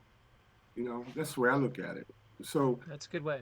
garbage, yeah, when you consume garbage, that's not necessarily ideal for absorption and consumption. It sits in you. You can't put that stuff out fast enough. So if you're not putting it out fast enough, where is it? It's sitting in your gut. It's turning into fat cells, and it's in your legs, it's in your hips, it's Um, in your arms, it's all over the place. yeah. So like, and that's a big thing is yeah, people don't realize that when the trash backs up into you, the sewer system backs up, you will start putting these salts and chemicals attract they attract water. They act like salts. And so Right. when you have someone who you can jiggle fat on, where they have big love handles, you can grab it, or like a gut that feels like fluid, it is. It's Mm-hmm. mainly lymphatic fluid inside fat cells. It is waste Absolutely. fluid that if you can get the kidneys running right, you will start peeing away a ton of weight. And you will see this when Right. people really start fasting. They're like, holy cow, I peed 20 pounds off. It's like, no, Right. it's 20 fluid pounds. It's just garbage that you haven't dealt with. And Exactly. I'm a huge fan. That's why I've always tried to fast in my life. Not as much as I should. I'm getting a lot better at it now. But it's that's a wonderful way to do it. And also, like you were talking about, is just eating more fruits and vegetables. Is the like vegetables kind of build your body, fruit kind of clean your Mm-hmm. body. You know? Right. It's heavy on fiber. The fiber helps you remove the trash. Yeah. It circulates better. More fiber you eat. If you look at the Western diet, we're probably more fiber deficient than anything. We don't eat a lot of foods that's high in fiber, Mm. and it's kind of a good way to look at it is a newborn child, um, especially if they're weaning off of their mother, they'll poop three, four, sometimes even five times a day. Why are they pooting so much? Why are they having a bowel movement so much? It's natural feeding for the offspring or the child, and that system is so perfect that it only takes what it needs, and what it doesn't need, it pushes out the back end. So if you're the kind of person who's not pooting at least two or three times a day, where's all that food that you've consumed throughout the day? It's still up in you. Yeah, and So the ideal scenario, in my opinion, you should be pooting at least two to sometimes three times a day. ideally, it's every time you eat, you should have something come out. It should be a one-way trip. Exactly. And people Yep. are like shocked when I tell patients that, and they'd be like, "Well, I crap a really hard crap once a day, maybe once every Hmm. other day," and it's like, what do you think's happening? All that, it's Yeah. going into your system, and Exactly. It's backing up. Your trash dump is getting higher and higher. So until you reach the level where you hit disease. yeah, and that's it. Is once you create that trash dump, the disease starts in, and if Hmm. you're genetically prone to certain diseases, those genes kick on. You start having the autoimmune Yep. diseases. It's a trigger. Otherwise, it tears your gut lining apart and creates new disease for you. It gives you leaky Exactly. gut. It gives you all kinds of problems. But ultimately, and people forget about this, it starts at the kidney. Your body's Right. first line of defense is your kidney. And like he's saying, and vegan, preach it for me. What is the most damaging things you can eat for your kidney? Uh, It's oh, going to the be most I would say is dairy. dairy. Yeah, dairy is the worst. dairy, dairy is the devil. I mean, I It's the really look at worst. dairy, yeah, because one of the problems is in the Western diet, they add dairy into everything. If you start reading labels and you start looking at the foods that you like and read the labels, and you're going to find dairy and eggs in all of that. You know, I don't know why they add dairy in so many things. I think it's the idea that if you add protein to something, it's gonna be good for people. I think the medical industry is still on that tip that you got to add protein to potato chips, protein to the common foods because they know people are not going to get what they think is an adequate amount of protein. So they add dairy to it. Right, and it's hot right I now, don't. and it's cheap. You can, Yeah. high protein diets are popular and they're in vogue. So it's very simple to be like, oh, we're gonna up our protein to have this as part of your healthy breakfast. But then we talked about earlier that baby's milk, the ideal food on Right. the planet, Yep. 5% protein, barely any protein. In Exactly. fact, you kind of want to avoid protein. Your body will make all the protein it needs. Right. More than 5-10%. That's it. That's everything else Right. damages your kidneys. And so, Well, they teach it differently. They make you think that people are protein deficient. And I challenge anyone, go into a hospital and find someone who's dying from protein deficiency. Find one in the Western world. It's almost impossible. So protein deficiency is not the issue in our society. It's not. It hasn't been for a very long time. When you yeah, think of protein deficiency, you got to think of Phantom. You got to think of World War II. You got to think of stuff like that. Nah, there's nothing protein deficient at all. So why are we eating more and more protein? It's creating, I believe, obesity because what happens is these bodybuilders, they overindulge on protein and they pack on all this muscle but they're supplementing it with hormone replacement in high protein, and they work out 3-4 hours a day, and they look muscular and big, and then people want to mimic those bodybuilders, but they're doing it as a career. And once their career is over, if you look at past bodybuilders, they look horrible. yeah. I was going to They look ask you horrible. because we had questions in here from Neo. What if you're weightlifting though? Can you do that? Tell us about vegan athletes and how that works. Well, the first thing I want to point out are the most successful vegan athletes. Uh, Carl Lewis was a vegan. He was a closet vegan the entire time when he was collecting. It was he kind of used it as a secret weapon. When he was considered the fastest man in the world, he was living a straight vegan lifestyle because it wasn't popular and acceptable back then. So it was one of his secret weapons to have an advantage on competition that was close to him. Um, the strongest animal on the planet is a vegan. It's an elephant. The largest and the strongest animal. The largest and strongest primate. They say we're in the primate family. The largest and strongest primate is a gorilla. A gorilla is a vegan or a herbivore. They call it a herbivore. So the belief that you can only be strong because of steroids and abundance of protein is ridiculous. It's ridiculous to me. There's a lot of athletes that have come out, but you got to remember a lot of these athletes they also have endorsements, and most of their endorsements are from these types of food companies that don't necessarily support protein, but maybe they sell protein products, Yeah, protein high bars or protein products. Yeah, yeah. or McDonald's or something. You can't. You telling people to go vegan? How can you get a McDonald's endorsement?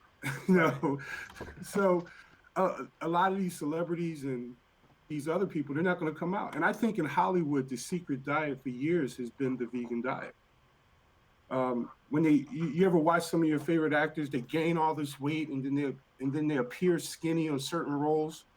They know this. It's one of these things that in the last 10 years has been open to the general public, in my opinion, and now we're just now getting a taste of it. But I think for a long time, people understood that if you reduce your protein and up your fiber and eat as natural as possible, animal-free foods, that they can um, function better. Vicky says, "How do Olympic athletes do McDonald's commercials?" And I was like, or endorse anything at Exactly, McDonald's. I mean, I think they exactly. just back themselves in a corner, and they need the money, and they're like, "Well, McDonald's sells salads. I guess that's okay. I can endorse it." Well, Um, half of them don't care; they just want the check. yeah, that's it. And they Yeah, would never eat there. It's funny that they like um, right. yeah, they would never eat out practically. Almost athletes, like real athletes, barely eat out. They cook everything because they're Exactly. you can't. It's They have really strict healthy diets. to eat healthy, eating out, going out. Let me ask you this, because this is a big problem for vegetarian and vegans. It feels like you're when you want to make that transition. It feels like you're killing your social life. You're like, how do I go out and eat at restaurants, and especially being vegan, where you're like, they slip meat grease on your food, and that like I doubt they have two different grills, one for vegetables and one for meat. They're probably throwing everything together. Like, what on earth do you order when you go out? Um, well, I've been a vegan now for almost 9 years, and my strategy is really simple. I don't make a big deal out of it, um, but I let them know clearly I'm a vegan and I prefer X, Y, and Z. I do a lot of planning before I go to the restaurant. Also, I may call ahead. I may say, "Hey, I'm gonna be there with some friends, and there's gonna be a vegan in the group. How can you accommodate?" And the places that don't accommodate, I tend not to frequent. Places that I know that can accommodate me are the places I go. So that would be the pre-planning process. But if I'm out with just a group of people, I'm aware of what foods are gonna not be contaminated. Such as salads, for example. Yeah, That's if I'm hungry. A lot of times I'll eat before I get with my friends. So there's no hunger, true hunger there.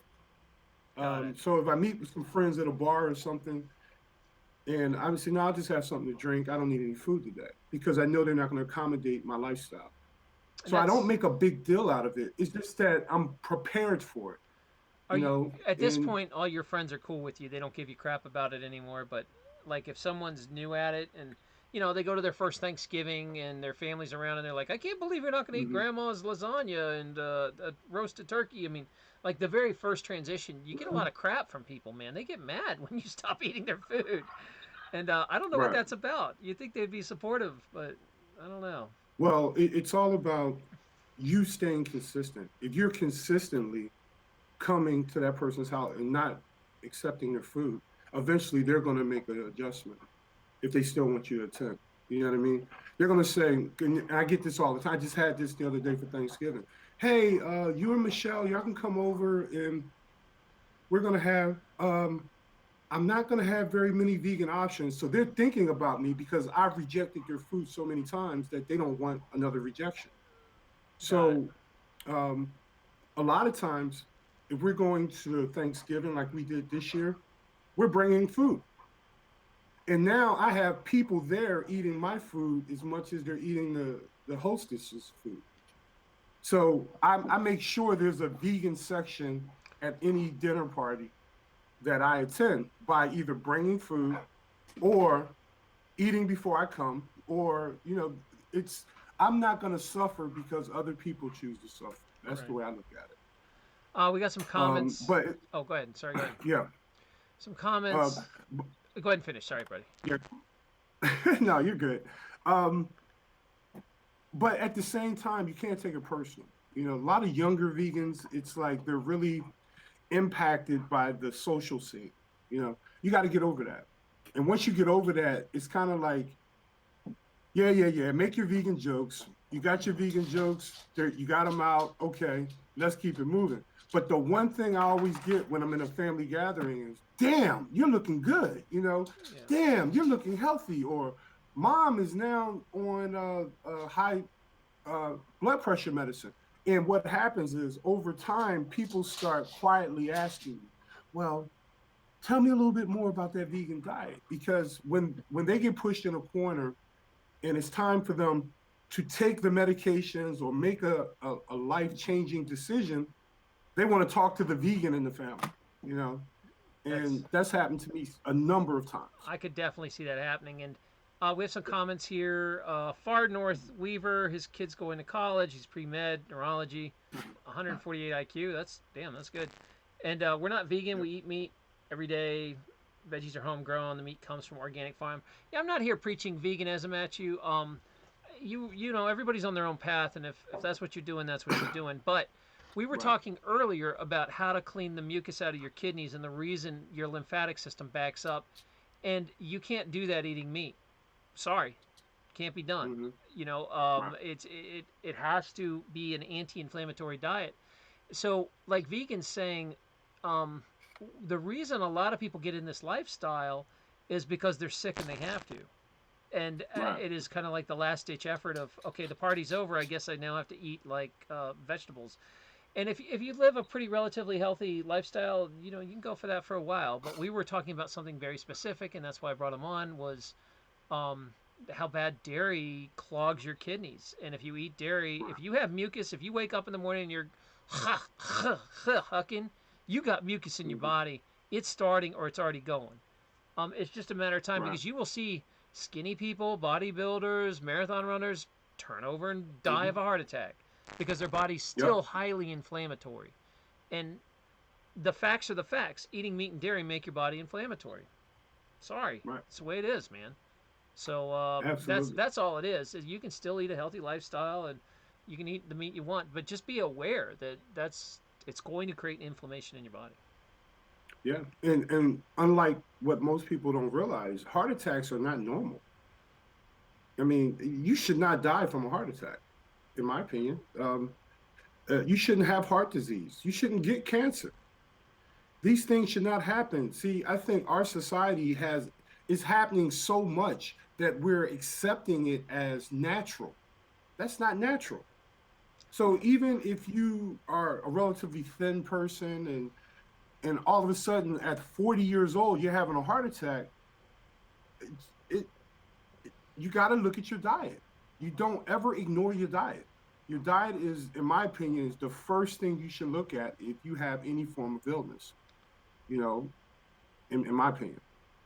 I know it's I at one time I was working at a clinic and people were paying me a hell of a lot of money basically to yell at them and tell them to stop eating stuff. It's Right. y- like almost all chronic disease is lifestyle and diet. Almost all of it. Right. You All have of it. some genetic things that get triggered, but you know what? If you didn't eat crap, those genes wouldn't turn on. So it's like it's diet, man. It's so diet. So when people, I know. we have this society that acts like they just got random disease, that they're just a victim of this disease, and it's like, no, dude, Yeah. take responsibility. If you're, Yeah. if There's you a eat crap, there's a cancer that's what's monster. up. A cancer is a cancer monster just creeping around society and jumping on people. No, it's the shit you eat. Excuse my language. It's the stuff you eat. If your garbage your garbage dump is filled to the top, and it may hit you in your 20s, it may hit you in your 30s, it may hit you in your 40s, 50s, 60s, 70s, but especially if you don't live an active lifestyle. See, with the active lifestyle, guess what? The furnace in that trash dump is is strong enough to burn stuff efficiently. But when you slow down your activity, guess what? Your furnace or your metabolism isn't as strong as it was when you were active. And now the trash is piling up bigger and bigger and bigger and bigger. And when it can't go anywhere else, it starts it starts showing signs of illness and disease and everything else that comes with it. And for some reason, Western medicine will not put as much emphasis on lifestyle changes and in natural means to restore health than giving you medications. And then you start consuming the medications, and now they're adding more to the pile of stuff that Yeah. builds up in you. Because you can barely digest medications, and all that extra crud Right. that gets converted after you're done with the medication sticks around in your liver and your cells and your lymph, and it just adds to the Exactly. pile. So Exactly. medication is a And it helps one-way destroy and spiral it helps downward. destroy your kidneys. And it helps destroy your kidneys. Yeah, we have some comments Yeah. here.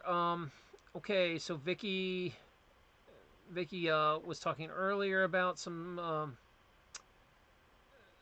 stuff she was doing with liver fasting, and we talked about that. Okay, these conversations always scare me, in some sense, into me somehow, and it's tough. All right, for you guys that are listening, because Far Northern Weaver, I don't think I've ever had you comment before. He says he has severe RA and other health issues, but we don't eat meat every day, not at all. Okay, and Simo says is mononucleosis caused by bad eating habits. Um, Also cause Probably. of my triggering my CFS. Okay, so let me explain a little about this about autoimmune diseases because I did a lot of work with autoimmune diseases and I've had some pretty good success at dealing with these and managing these things. And like I was talking about before, if you missed the beginning of this, you might want to go back and watch. But I explained the whole sewer system of your body, and when it gets backed up, it starts creating all kinds of problems as well, and especially as autoimmune problems. If you have a gene that's already disrupted, or it causes a leaky gut and it creates a whole new autoimmune issue, um, your autoimmune issues are definitely triggered and exacerbated by a dirty lymph system. And what'll happen is if you work on cleaning your lymph out, those symptoms will start to recede and get better and not be so inflamed. The inflammatory lifestyle is ultimately the problem because you might have a gene for RA, but that gene never turns on until you inflame it and turn that gene on. Something has to trigger it, and it's usually some lifestyle related. And you might be eating something every day that you think's fine, but you're secretly sensitive or allergic to. And a lot of times it's in the dairy family. When I used to do blood tests on people and we'd do a total diet journal, most of the time it was something dairy. They'd be like, oh, I don't really eat much dairy, but I do have a yogurt every single morning. And it's like, okay, let's take it away and see what happens.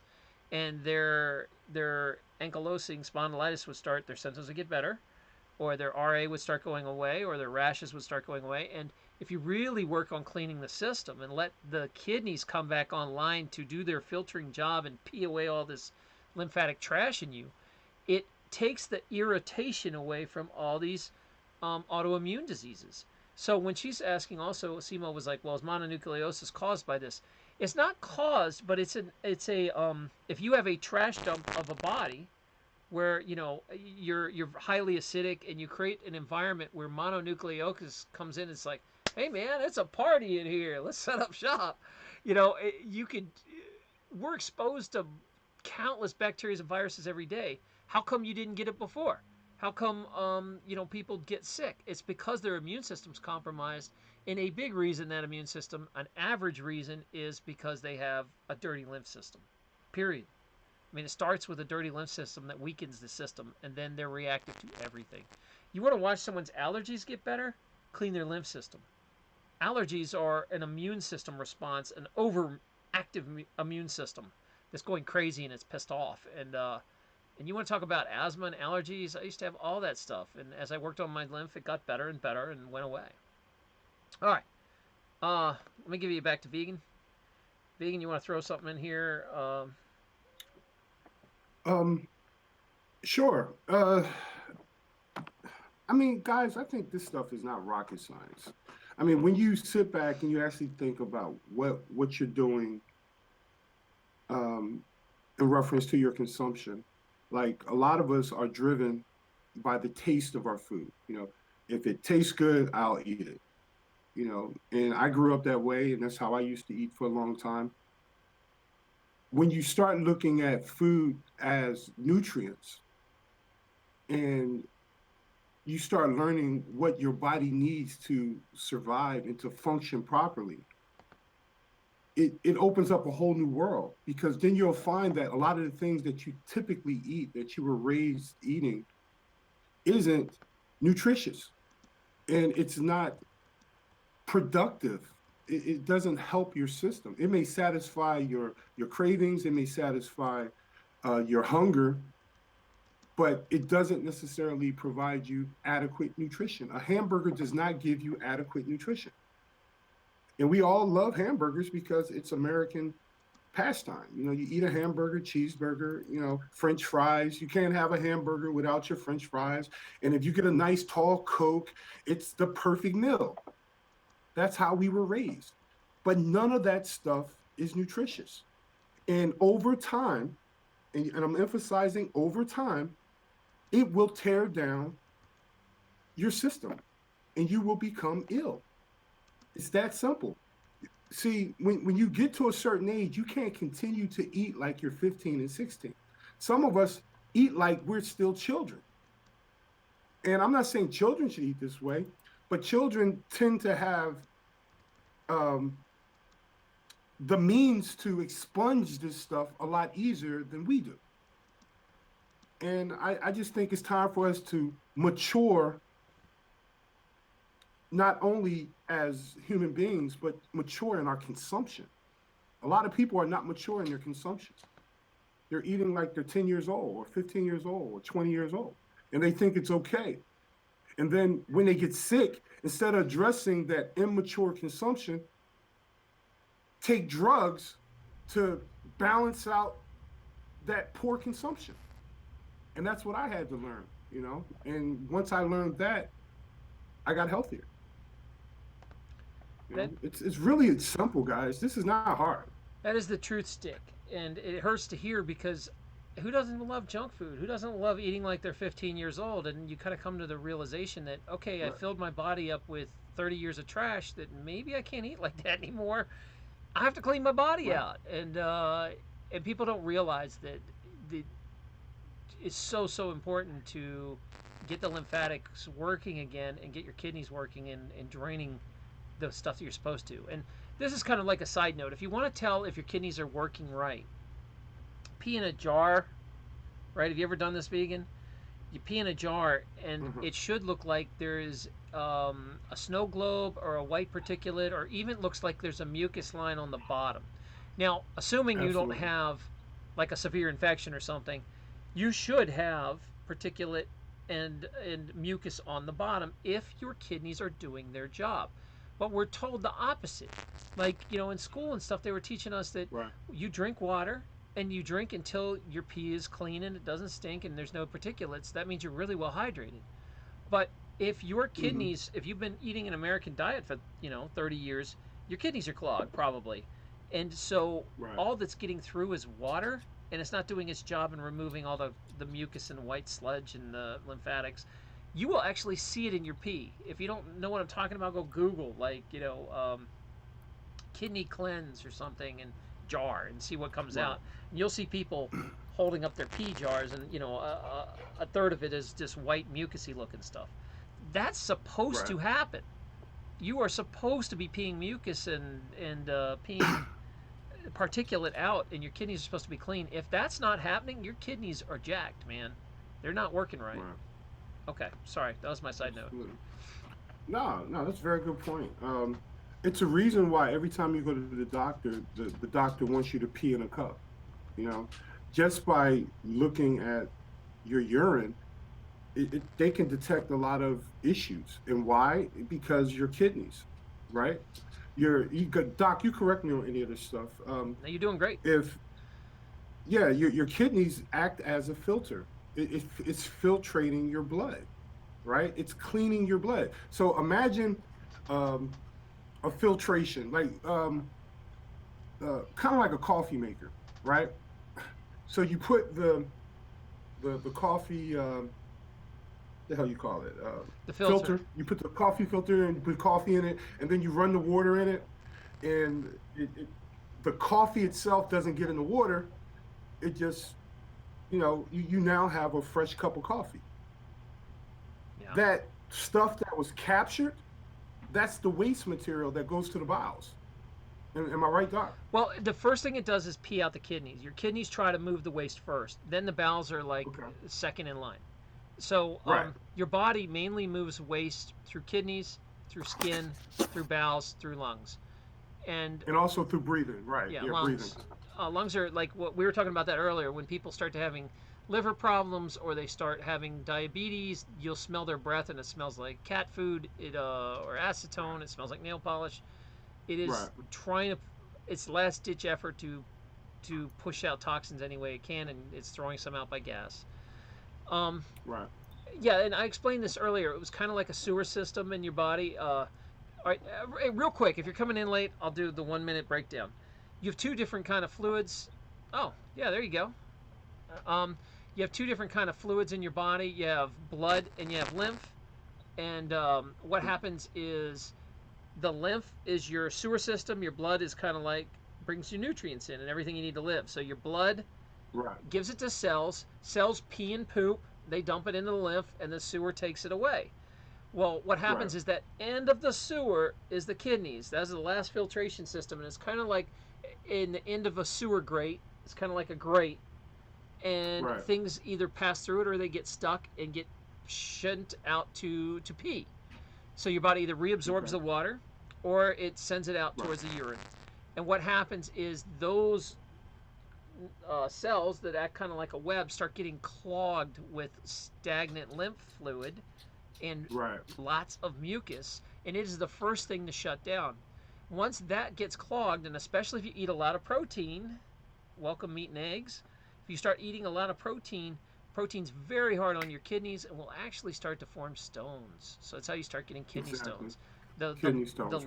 the mucus clogs it up. They set up a platform for the stones to start shaping. The protein can't get out to the urine anymore, and they start forming in balls of stones. So the way to get all Right. this started is to remove the mucus, to get it to start to chip away at that grate. And it's kind of like going into the sewer and pulling out all the leaves that are stuck and all the stuff off the grate. And what does that Right. is fruit and fasting, citrus fruit mainly. Absolutely. And people were complaining earlier. They were saying, "Well, if citrus causes gout." Not really. No, that's ketones. I mean, Yeah. not ketones. I mean, Yeah. purines. Purines. That's Yeah. wine and meats. Cheese cause gout. Yeah. All right. So go ahead And and show all us. fruits are not created. I'm sorry. And What? all fruits are not created the same. Like some people say fruits are bad for you, but they don't understand all fruit is not created the same. Yeah. There's a wide variety of fruits. You just got to find the fruits that your body will accept versus the ones it won't accept.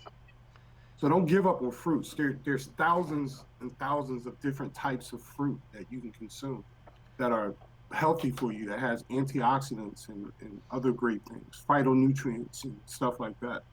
Well, can you show us what this iron picture is you're putting up? What did you want to talk about that? Oh, well, I wanted to talk about vitamins, for example. When we talk about taking iron pills, and I really wanted your opinion on this, is there a difference between organic iron and inorganic iron? So if a doctor prescribes you that your iron is deficient, right? Are they telling you that you need to consume iron, and is there a difference between iron? Is there a difference Sure. between organic iron and inorganic iron? So when you start talking about supplements, what kind of iron is being provided in an iron supplement versus organic or inorganic? Okay, so there's a lot of debate on iron. And first of all, you got Right. to understand how iron works. Iron is different than most things in your body because it is magnetic, right? Iron is Right. actually magnetic, and it is something your body can't really excrete. So this is a weird Right. thing because when you get iron in your body, you're pretty much stuck with iron for life, unless you bleed it out. So men over their lifetime will start going up in their iron levels. Their available iron. Right. Women, since they bleed every month, will start losing iron, and most women Right. need excess iron to some extent through their food. Now, there's different kinds of iron. There is a heme iron, which is attached to meat products like blood and stuff. And there's a big argument that heme irons actually absorb better than ferrous iron, um, the iron that is found in vegetables. But then there's another side of Hmm. it that says, well, no, the vegetable one's a lot safer to use. And here's why. What does iron do in oxygen? What, like, if I leave out an iron skillet and I don't season it, what happens to it? It rusts. And rust is a fancy name for, or sorry, not sorry. There's a fancier name for rust, which is oxidation. Um, Oxidation. Right. Oxidation. Right. What destroys DNA? Oxidation. What is an Mm. antioxidant? Something that keeps oxidation from happening, right? Right. Remember Right. that Okay. Yeah. antioxidants, the whole point of antioxidants is they keep that oxidation problem from happening. If rust starts forming in your body, you got major problems, and it starts to really, it starts tearing apart the DNA, and the DNA has a lot of problems. So they give things called antioxidants Right. in your body, and your entire life should be all about is getting as much antioxidant as you can in your body. That's what makes you live a long time. Keeps your DNA Wow. from getting So, damaged. So so are you saying antioxidants is how you get the rust out of your body? Is that what you're saying? it prevents the rust. It Prevents the rust. it Okay. prevents the rust, and it's to a degree, but also this is happening at a DNA level. You're also talking about like particular molecules, not. I'm using rust so it's easy to understand, but it's a little more complicated than Yeah. this. But Right. oxidation of molecules happens. Antioxidants keep that from happening. When oxidation happens, they release free radicals and electrons that go damage the DNA. So that's the big Right. problem, is you don't want that process to go through because it damages the DNA. But an easy way for people to understand is like, you add iron to your body, iron rusts, and heme iron from meat is the kind of iron that rusts. The other kind from vegetables does Mm. not rust. The ferrous iron, until it's detached. So it's like eating. Do you want to eat iron that makes you rusty inside and causes? Well, I'm not. I'm simplifying it, but Oxidation. Right. heme iron breaks down and oxidizes way easier than ferrous iron. So when you say inorganic and organic, technically, I guess heme iron is organic. You know, Mm. but the easiest way for your body to digest it without a chance of free radicals is the to get it out of a vegetable source. Now the flip Right. side though is because some people are so inflamed and they live an inflammation lifestyle, it screws these enzymes up that convert that iron and make that iron available. So there's a big argument saying, oh no, you have to have heme iron because heme iron is the only one that really gets digested. You don't digest this other form. And that's Right. BS. You do digest it if you're healthy. You don't digest it if you're inflamed and you're in a problem. So you will see that there's like some functional medicine doctors who hit you over the head with heme iron because it works when you're inflamed. It does work. But Right. the healthier choice is a plant-based one, and when you're healthier, you don't want to be on heme iron. Okay, Right. so So if I go to the store and I want to buy some iron pills, they say I'm deficient in my iron. What kind of iron am I getting in these capsules? Am I getting an organic type of iron, or am I getting an inorganic type of iron, or something I would have to read on the yeah, label to it's going to be know? labeled a label. The cheap stuff obviously is going to literally be ground up pieces of iron, like iron dust. They will Wow. crush up rocks and hey, you got iron. The Wow. If they source it from vegetables, you got a much better choice. And honestly, if you're eating what you're supposed to and you're eating like you want a real source of iron, go eat some damn kale. Go eat some spinach. Yeah. You'll get Greens. you'll Yeah. digest it way better than taking a vitamin. So Right. that's all it is. And that's why I brought this up, because a lot of people think the answers to their problems is to run to these supplements. I but they're extracting, if they're doing it properly, they're extracting Yeah. these minerals from natural whole foods. right. And here's So why not just eat the natural whole foods? because Yeah. most of these people are people are way sicker now than they were 20 years ago. Like the patients I saw 20 years ago, um, used to be able to, give them like homeopathy or just like little pushes and nudges back towards health and they would get better. Now you got to hit them with like a sledgehammer of vitamins just to get through all the toxic crap in them. They're much sicker than they used to be because of all the chemical food and what they're eating, and everybody's getting way fatter and unhealthy. So what's Right. happening is that the stuff that should be working doesn't really work anymore. And what it's very hard to use nutrition to get changes when somebody can't even digest anything. They're so inflamed and full of mucus. What happens though is the way I look at supplements is supplements are very necessary, I think, to get you from point A to B. If you're super sick and you got full blown diabetes and you're 300 pounds, yeah, we're gonna use some supplements to get you from A to B to help you, because I might Right. give you 100 units of some supplement, but you're only gonna digest 5% of it. You know, I have to Well, bombard you with it to get it through your crappy system. So that being said, that's it. Is I knew someone that was so iron deficient that you know how they have dialysis where people go through dialysis. Yeah. They hooked her up to a dialysis machine, and they were shooting iron in her blood. Well, That's how women, low. yeah, women get very low iron if they bleed a lot, and especially if women have a problem uh, maintaining their iron. That is a fact, that their levels get low and it'll Wow. start bringing. Remember, iron's very important for carrying oxygen. So Right. you will start feeling like crap when your iron's low. That's a real thing. But my thing is if you're really eating an inflammatory and an inflamed situation, you got some sort of autoimmune disease, you have to take high amounts of supplements just to get any damn iron in you. But if you Right. start getting healthy, you don't need much iron. You go eat a piece of kale, you good. Some spinach, you good. So the stuff works for healthy Okay. So it's a people, result. but from supplements are very good at getting you from point A to B. But then eventually you want to get healthy enough that you don't need to take supplements the rest of your life. Right. Absolutely. Yeah. So that's what's up. You're right. You're right. All right, One. go ahead. I'm sorry. Go ahead. No, no, no. Go ahead. I was. Gonna say, I wanted to show a visual to what fat really is, what it looks like outside of your body. And I'm sure you've seen this before, Doc, but most people haven't. Um, and I like to always show this to people when they talk about losing weight. What does that truly mean? Um, the top shelf is about 5 pounds of fat. Second shelf, 10 pounds. Third shelf, 15. And then you got 20 pounds at the bottom. And I actually have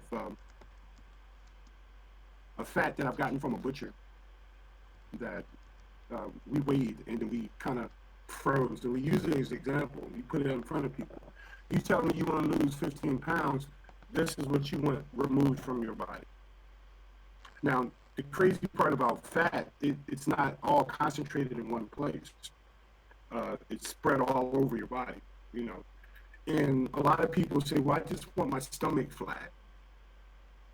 flattened. You know, my stomach is hanging over.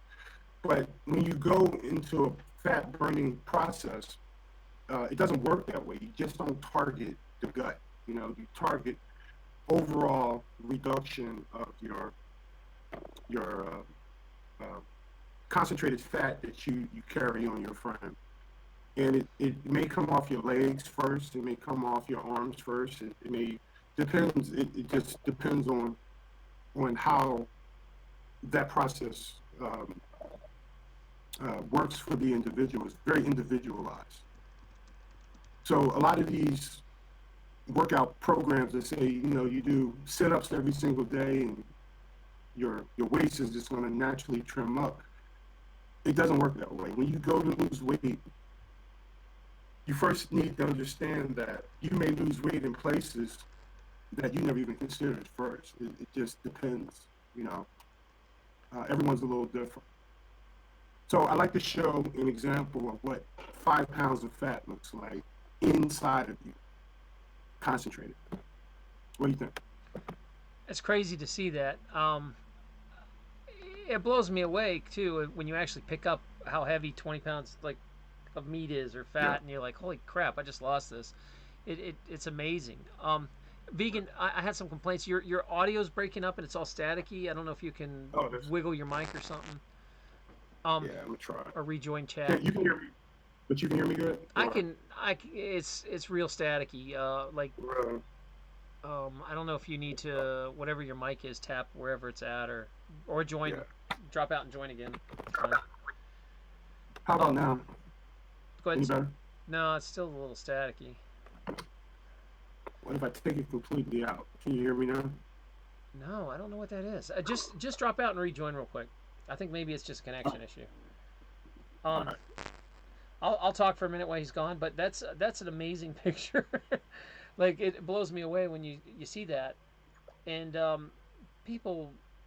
All right, so what we were talking about before is when you're really overweight, when you're like 50, 100 pounds overweight, most of that is like toxic water weight. It's like lymphatic trash sewer weight we were talking about before. If you can grab something and jiggle it, it feels like water. That's really like water fat weight. He's talking about the pictures in that are real fat. That is like you have a difference between water fat and real fat, like water logged fat cells and organ fat. And there's a difference. So when you see someone who's grossly overweight, most of that is just backed up fluid. And if you clean their kidneys out, they start peeing that weight away. It's amazing. So that picture is kind of more body fat, I would say. Again, a more organ fat. Let's hear how's it sound. Uh, Vegan, you back? Yeah, can you hear me? Yeah, way better. That's all it was. Okay.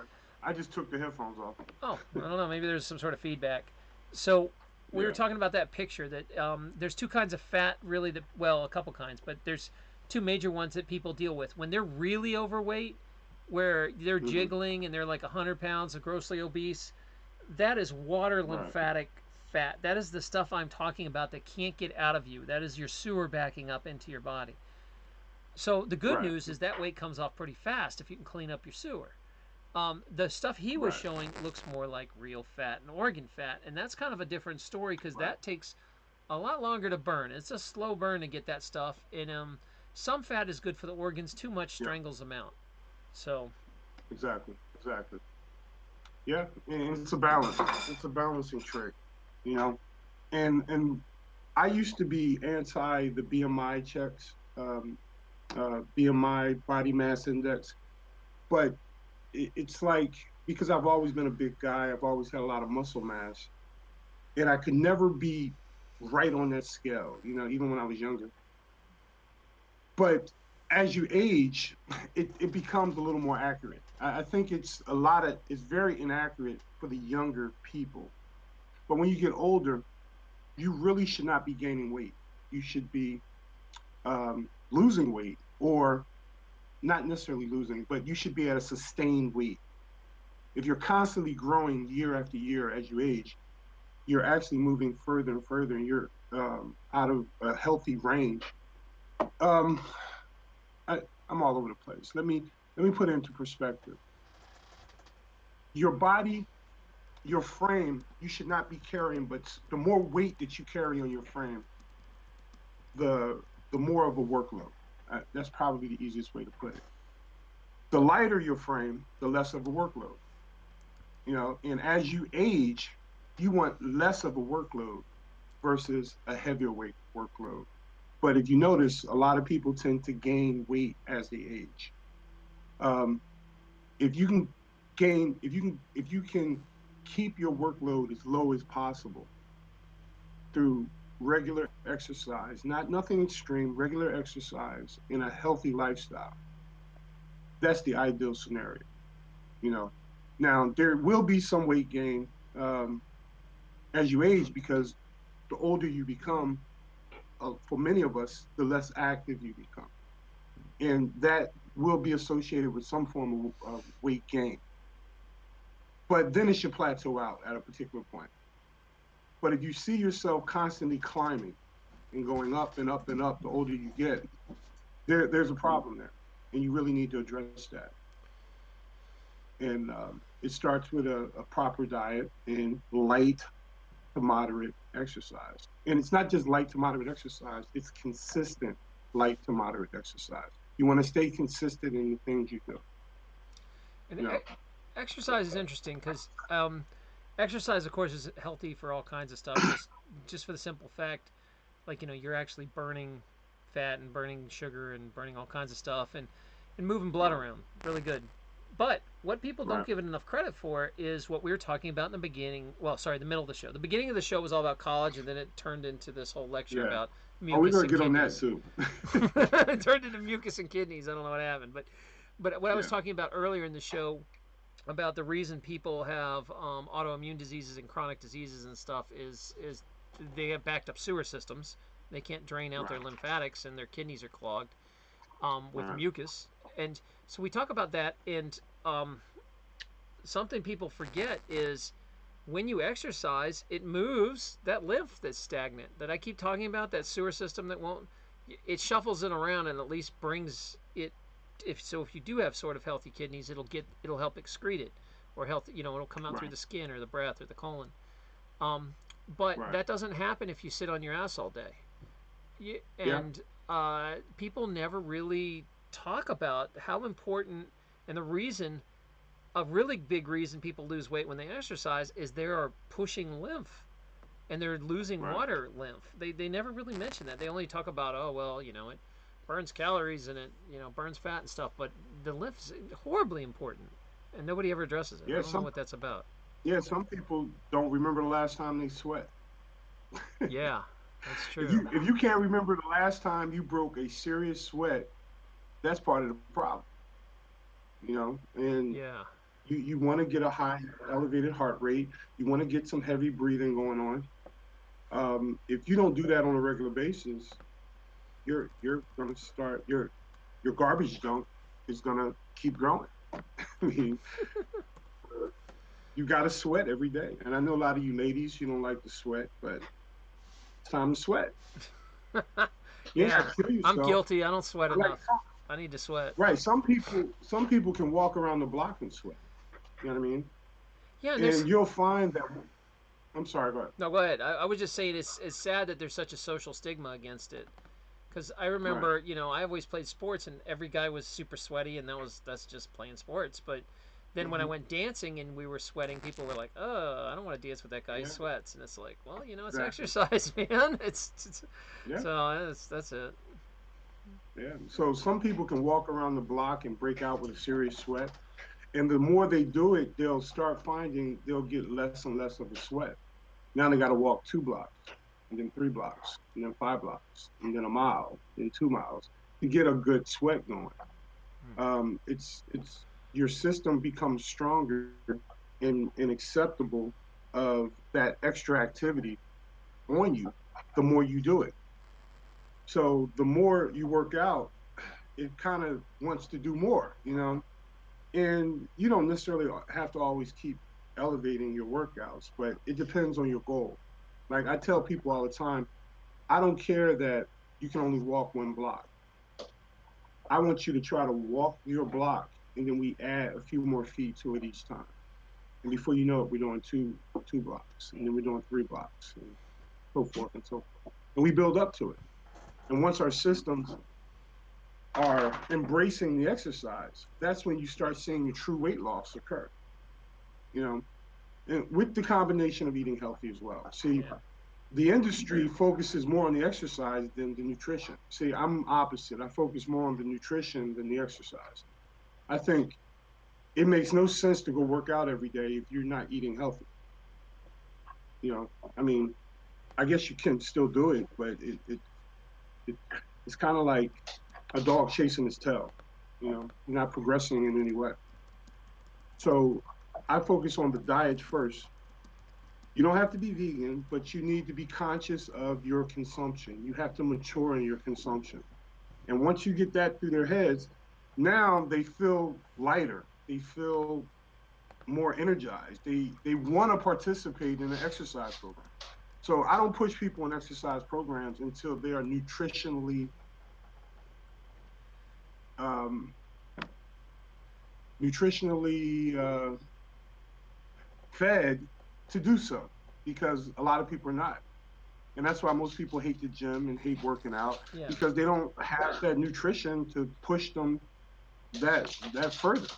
You Nutrition know, and excess weight's really damaging on knees and skeletons and stuff. I am just horrified when I see physical trainers making a 300-pound person do squats and stuff. I'm like, you are just destroying them. All they should be doing is walking. You know. exactly, exactly.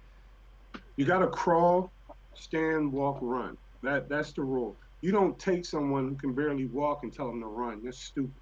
Yeah, I don't understand You those know, TV but they all shows. do it. They all do it, Yeah, and it's ridiculous. it's ridiculous. I don't And know. then the Because I crazy guess they part wouldn't is, pay in a those personal trainer, you know. yeah, and then the crazy part that makes it even crazier, at the end of the show, they got to do surgery. Hmm. So I'm like, what the hell? You know, it defeats the purpose. They lost the weight so fast. Now they got to cut them open and remove more fat and cut skin off. It's just stupid. Yeah, it's And a a lot of show. those people gain the weight back Oh, right back, right back. Because it's because they never addressed the lifestyle. well, and we were talking about this before. All right, the reason a lot of people never get healthy and lose the weight is they don't clean out their lymphatics. They're blocked for life. We talk about how Mm-hmm. the trash backs up and they might get thin. They can drop some weight and burn, they can shrink their fat cells, but they don't really sustain it. The minute they stop exercising, 2 hours a day, they blow up. Like it's Mm-hmm. the only time that you really see sustained weight loss is either like a slow burn, like vegan, you kind of slowly took it down, or Right. like fasting, where you do, like I was doing intermittent fasting. When you burn 20 pounds slowly fasting, it stays off. You've actually burnt the fat. It's Mm-hmm. not so much just like nothing but fluid weight. So it's Right. really interesting because it's estimated it takes about a half. It takes about every day of fasting is about a half pound of fat you actually burn. So if you put that in Yep. perspective, if you're actually 50 pounds overweight of fat, that's a lot of fasting. So if you're Yep. doing a restricted, low calorie, more vegetable diet, or you're going over to a plant-based diet, it will take a few months to years to get you, where it's normal and you're at a good weight where it won't rocket right back. Right. Exactly. Yeah, And it's you you don't necessarily want your body to go into, what's it called, ketosis, yeah. where it feels like it's starving. You know, because what happens is it won't it'll hang on to fat and not send it to the furnace for burning, because now it feels like it's in a state of starvation. So you got to be smart. You got to be smarter in your consumption. You know, and that's where the whole calories come in. I'm not a big calorie counter because I just don't do it that often. Right. But when I'm talking to clients, it's a great process. You need to understand how many calories equate to a pound. If you don't understand that that's half your battle. Um, It's for good for example, helping people understand visuals. Like this is how much will cost a pound on you. But it's not exactly. accurate. You know, Calories really don't yeah, calories in, calories out don't really match, but it is a good educational tool. exactly. It's a benchmark for people to strive for. You know, and you don't just do just that. You want to do it in a combination of things. Yeah. I tell people all the time, the industry says that 3,500 calories is basically equal to 1 pound of fat.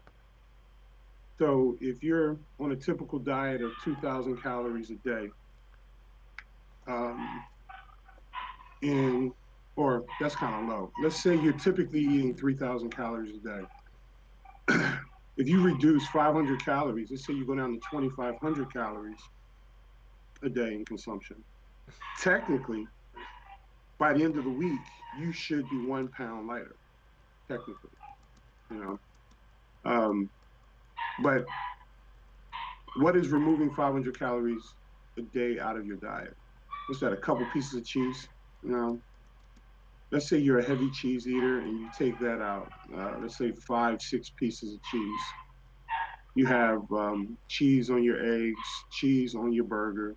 You put cheese in every salad that you eat. Just remove the cheese, for example. You may be able to knock out 500 calories a day just doing something as simple as that. If you cut out dairy, for example, or let's say you love sodas, you cut out sodas. So you can find a way to pull those calories out without changing your entire lifestyle. Yeah. And that would be a kind of a step one, reducing your caloric intake by 500 calories. And maybe 500 is too much for you. Let's say it's 2,500, 250 calories, you know, and then you sit back and see how you feel and get on the scale at the end of the week. You should see some change in your overall weight. If you get on an exercise bike for 15 minutes every other day, you're still burning calories when you do that. So you're burning calories in reducing your consumption, and you're burning calories. My dogs are making Yeah, they're so much going noise. nuts. Do you need to take care of that, or? Yeah, give me a second. Those All are my right. puppies. All right. I'll Give me one recap second. everyone. Go ahead. All right. Um, all right. So what? Let me switch back to me here for a sec. What in case you're coming in late, because I didn't plan on streaming for. It looks like I'm on my third hour. I was coming on to stream and bitch about telling kids to go to college. And if you missed that in the beginning, you'll want to go back and watch this because it was a good one. We really get into what's the propaganda and what's the reality of sending your kid to college. Is it worth it anymore?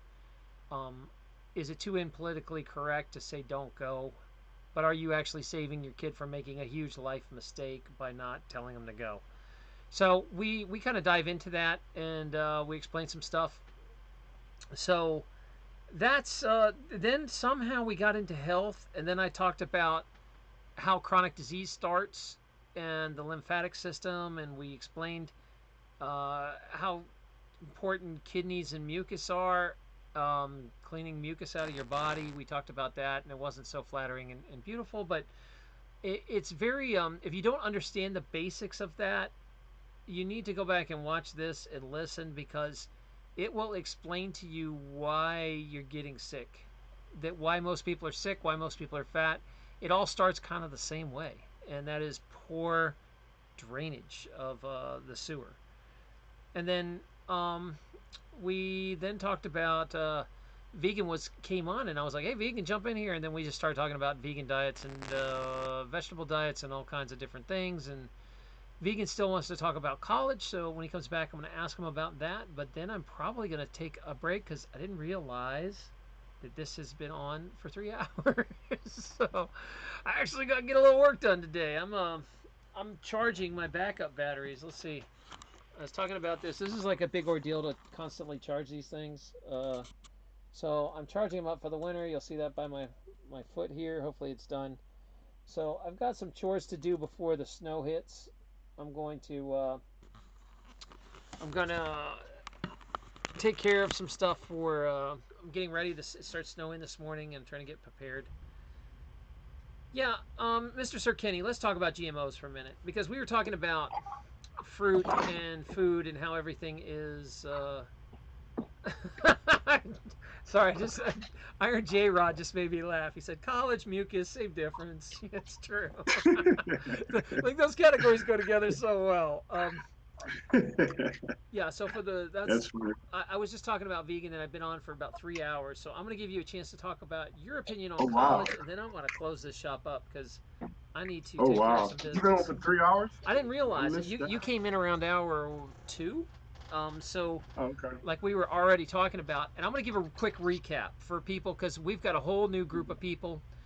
What happened is a few years ago, I was one of the people to kind of stir up a controversy, and I was writing articles saying, "Don't send your kid to college," and I'll show you a little bit of that. But I was telling people not to go to college. Right here's the article over at Hub Pages, and so what I explained in this article was that financially, if you pulled the emotional junk out, that society is built on you going to school because people make a lot of money when you go to school. So, and 50 years ago, there was a point of going to college. Sometimes it would leverage you into a better job. These days, Right. not so much. The price of the college, because it's so expensive, outweighs the benefits you'll get of the job sometimes. Some people used to be like, Right. oh, well, I'm teaching, I'm going to get a master's degree, and then that'll let me make an extra 2 or 3,000 a year. And it's like, but that master's degree is going to cost you $60,000, and by the time you add that up over your career, you're losing money. You're not gaining money. It's not the same Absolutely. anymore. Degrees don't matter like they used to, and they don't guarantee you anything. Even a master's or a doctorate really doesn't get you in the door of many places. So what I Nope. talked about was how much, if you were to just strip the emotions away and just look at the expenses. I'm going to walk through my career. So for some of you Hmm. guys don't know, I'm a chiropractor, but I also have degrees in biology, and I've got undergrad degree in chemistry and jewelry repair. So I was doing a lot of stuff. I went to school between 1990 and 2000, and I had about 9 years of higher education when you add all that together, because I stayed for an extra year to get a teaching degree. Um, so back when I went to school, I went to a state school and it was $40,000, and then chiropractic school was another 4 years, 100,000, and then setting up a practice was another 50, and that was in the 1990s. I think it is like triple that price now. So Mm. compare it to my friend who dropped out as a sophomore of high school. He instead went to a 2 month computer training class. He spent about $2,000, got a job immediately. During the years I was in school, I was spending $200,000 and I wasn't making a dime. For 9 years, I didn't make a dime. All I did was spend money going to school. $200,000. And he was making somewhere between 30 and 60 depending on his job. So I averaged it out. I said he made about 40 a year. So during the 9 years I was in school, he made $360,000. Why I was spending money before I made $1. So if we add all this up and we use some common sense here, okay?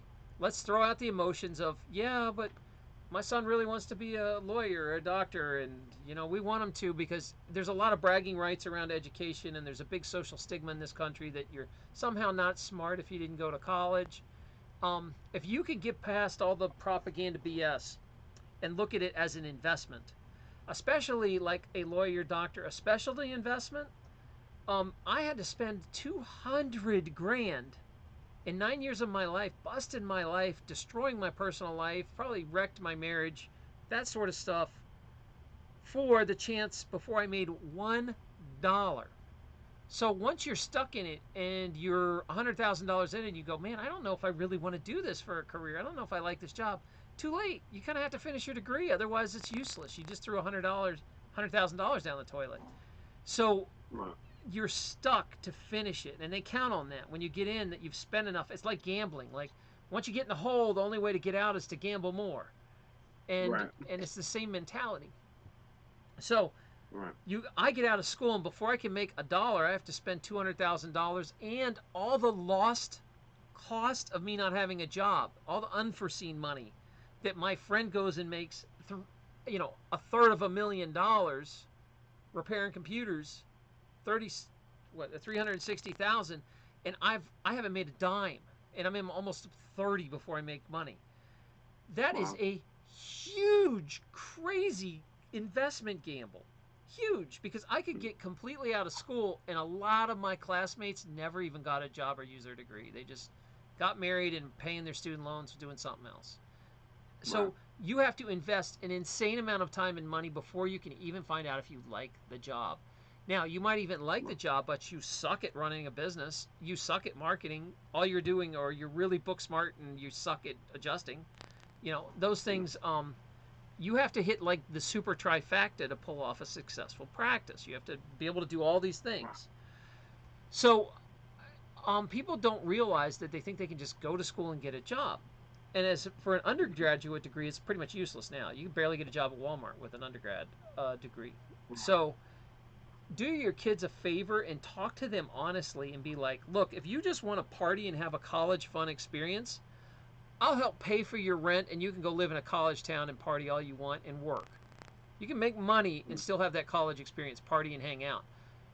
If Yeah. you are just going to college to kill time and you don't have a major in mind and you don't know what you're doing, just the thing you do. You graduate high school and go to college. I'm just going to college, without thinking it through. You are signing up for a lifetime of debt for a degree that matters nothing when you get out. And that's where I'm Right. at. So, Absolutely. vegan, that's what you kind of missed in the first hour. Go ahead and step up. Well, I I can confirm everything you just said. Education is overrated. I mean, I look at it as overrated. I'm not saying that um, you shouldn't improve yourself and you shouldn't go out and try to learn as much as you can. But Google kind of changed that game. The internet has changed that game dramatically, and a lot of universities notice because almost every university in the country now offers some type of online classes and training and things of that nature. But if you really want to dig deeper in this, and I'm trying not to regurgitate some of the stuff you've already said, It's okay. It's a whole new um, audience. It's everything perfect. you need, okay, everything you need to know, you can find online, just about. I want to know where all the top secret information that universities is hoarding that you can't find out. I think I think you don't need universities anymore, to be completely honest. It's a very If you want to learn how if you want to learn how to repair cars, you can literally find enough videos on YouTube to repair a car. As an example, almost everything that we do, you can learn without formal education now, and it hasn't always been that way.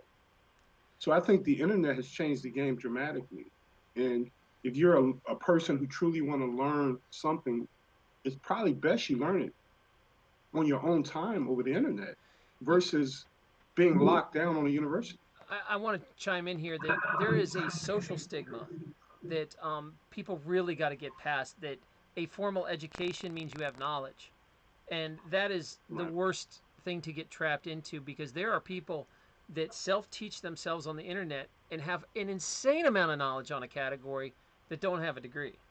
I mean, I trust a lot of Absolutely. people out there that have channels that are really good that don't have degrees. And it's so stupid that people get hung up on these. Did you go through this formal process where you sat in a class for 4 years? That's such an Right. archaic a throwback Yeah. from our, Prussia way to train kids to be soldiers and employees. It makes no sense that you go to a physical location anymore, unless it's like something that you have to do hands on. But for sitting in a class, why Right. can't I sit at home and watch these classes instead of Yeah. drive, fight Exactly. traffic, fight a parking spot, go to a brick and mortar building, sit in front of a class, waste all that time going and going, when sitting in front of a class is the same on a computer. It's like, what's the it, Exactly. I'm glad to see that changing, and I hope the modern school Yeah. system dies and burns in flames. I really think it's terrible. Yeah. I want it to crash and Yeah. I burn. mean, I think it's a terrible. It's guy, a waste of money. a guy like John Telagato, he laid this all out. In the early change of the century, he was talking about that. You heard of John Telagato, Yeah, I right? met him at Porkfest. We hung out when right Oh before he had yeah. his heart attack. Yeah. I mean, he didn't die, did he? Nope. He's still alive. I think he's recovering. As far as I know, he's still alive. I haven't Okay. talked to him in a few years, but I talked to If you Richard Grove, and I think he still hangs out with Gatto. okay. Well, if you don't know who John Telagato is, he was New York City's Teacher of the Year 3 times running, and also New York State Teacher of the Year. And he basically came out and said that he no longer wanted to hurt children, and it created this big uh, debate about the educational system, especially in New York. And so the top teacher says he no longer wants to participate in a system that is dumbing down children. And if you haven't learned about that guy, you really need to read his books. And there's him doing live interviews on the internet and all Yeah, that good stuff. John Taylor Gatto. It's Weapons of Mass Instruction, I think is his book, Right, and it is mind blowing about how the hell this school system is what it is now. And right, the idea that Everything's changed. I can get any knowledge I want. I can watch crazy, how to repair a diesel engine and learn how to do it on the internet. Why would you pay for formal education anymore? It doesn't make sense. Between like I could get a job and have an apprenticeship and learn what I need to, exactly what I need to on the internet and skip 4 years of school. Like people could be a Yeah, chiropractor in a few months of what they really needed and throw out. I only used 5% of what I learned. 95% was complete trash. Like they right, don't need to go to school. right. I'm a big fan of apprenticeships still. You can learn something from someone Hmm. that does the job. And trade schools are cool. I mean, they don't kill you with debt usually. And trade schools are actually Exactly. useful, hands-on stuff that you Yeah. can't really do on the internet. Other than that, though, And then man, people, it's pointless. right, Knowledge is not education. right. And people that want to dive into specialty things, let's say like archaeology or, history and stuff like that. Yeah, they can do blocks of instruction in that arena. Maybe some aspects of the medical industry. You got to get some hands-on stuff going. But like you said, you got the apprenticeships. But this whole stigma of colleges and universities, it all needs to die a horrible death, in my opinion. I don't like Agreed. any of it. I didn't like it when I was going through it. I thought it was ridiculous then. I But it was kind of like we had to do it in the 80s. We had to go and get a degree because if you didn't get a degree, you was a piece of doo doo. That's pretty much how you were treated. Well, I'm hoping that the And next generations coming let that old stigma go. It's time for it to die because I'm telling you right now, I have some of the highest education. I'm probably one. I'm not trying to brag or something, but when you go to school for, Mhm. I guess I got about 13 years of higher education if you count the diplomate. Right, Um, I'm in the top 1 percentile of education people that go, and I'm telling you, right. don't do it. I'm like, unless you just enjoy doing this for a hobby and have money to burn, Yeah. don't do it Well, because some people become you could professional learn students too. you could You know, learn all this stuff on your own without you can have all the knowledge without all the debt. I'm sorry, yeah. what? Some people become professional students where Yeah. they just stay in school and they learn and learn, and then they just go out and get government contracts and to keep their research going and stuff like that. So, Yeah, and I mean there's a place for that. I'm not saying you still, I guess if you want to be like a lawyer, doctor, you still have to play the game and go through all this crap. But for mhm, the 90% of people that aren't going to go on in higher education, just going to college is a huge waste of time and money. If you right, want the college experience, just go live near a college and party. Go work and make right, money and run a business. Learn how to start a little business. That's right. why your buddies are all in debt up to their eyeballs coming out of college. They'll be cleaning your Hmm. pool. You'll be Right. sitting back and be like, "Oh, Imagine, I'm selling my business." imagine having a parent that says, "Okay, you're about to graduate from high school. We saved up 100 grand. You can either go to college with this 100 grand, or you can go out and start a business. Choose." Majority of kids is taking that 100 grand and trying to start a business, but there should be some stipulations on how you start the business, and the money should be controlled. And it's kind of like your parents are your investor for your first business. And we You had know, talked about this the so if first you're gonna hour. do it, you're gonna Sorry. do it right. Oh, you did? Okay. No, no, no. I can't believe how much we're on the same wavelength. We had talked about this the same hour that one of the most important things you can do as a parent is teaching your kid basic business skills. Make them do a lemonade stand. Take them to the flea market Right. when they're kids and let them sell off your yard sale stuff. Let them learn that all Right. of a sudden you talk about a lazy kid who's unmotivated and all of a sudden they figure out they can make $100 or $200 to buy an Xbox. They get motivated Right. all of a sudden. Oh, Hmm. this is why I'm learning this. You mean I can make money doing this? I can get things I want? Right. Okay, now I'll learn. And you'll see this a lot in the Exactly. homeschooling community. All these kids have projects and jobs, and they're like 12 and 13. Um, Right. and so I'm with you. As far as what I would do is if I was a parent, I would have a track record. I would make the kid learn how to do sales at a flea market face to face, and then learn how to do it on the internet, and then do Right. like steps, and be like, you do this, you get $1,000. You do this, you get another $2,000. I would not write a check for $100,000 and give it to a kid that's Right. never has any experience. He's gonna go Yeah, out because and there's buy a party time. hundred thousand There's dollar party car. time. They're getting a Lamborghini or Yeah, something. Yeah. that's it. So I agree. If you treat it more like you're in the parent investor, it'll go a lot further. And You're going to Right. get way better results doing that by coaching your kid through a business than sending them off to 4 years to party and drink and learn about Shakespeare. I mean, Yeah. Yeah. if you have any Yeah, man. Times have parents, if you changed. if you had any idea what your kids do at college, really do with your money. Well, I don't know.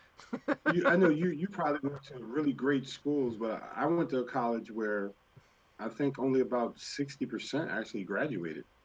I don't know what your percentages were, I don't but know. It's about 60% of the people that came in with me actually made it to senior year. So about 40% didn't even graduate when I was in school. I don't know. What were your numbers like?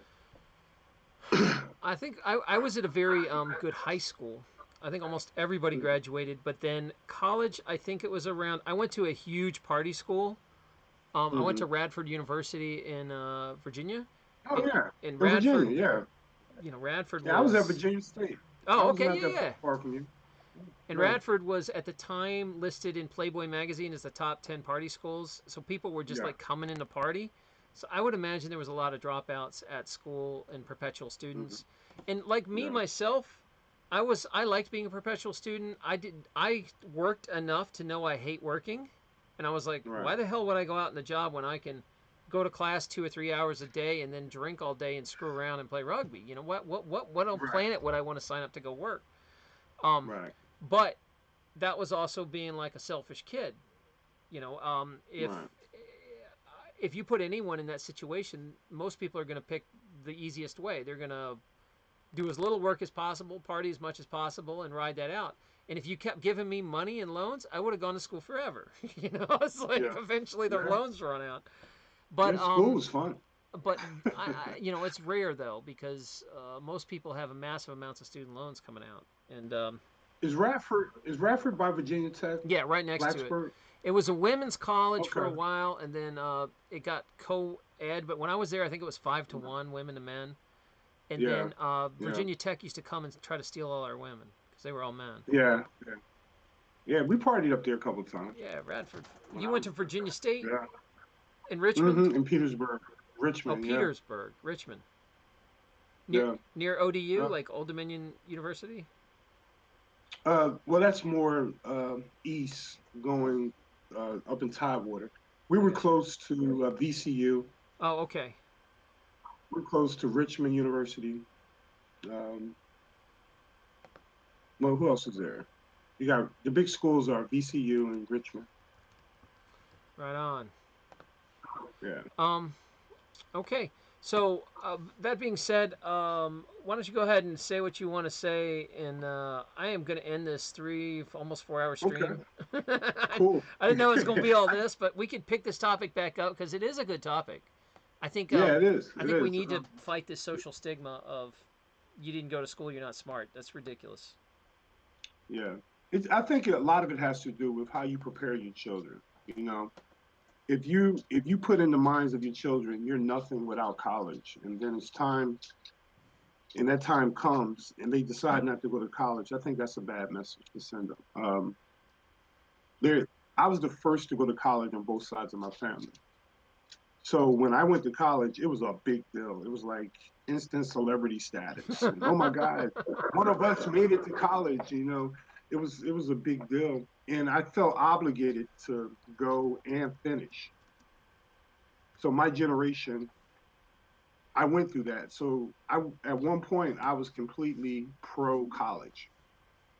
But as time moved forward, I started looking at it as, I could, like you, I could have done other things bigger and better. My best friend was an entrepreneur, and he was one of the first guys to start selling stuff in eBay.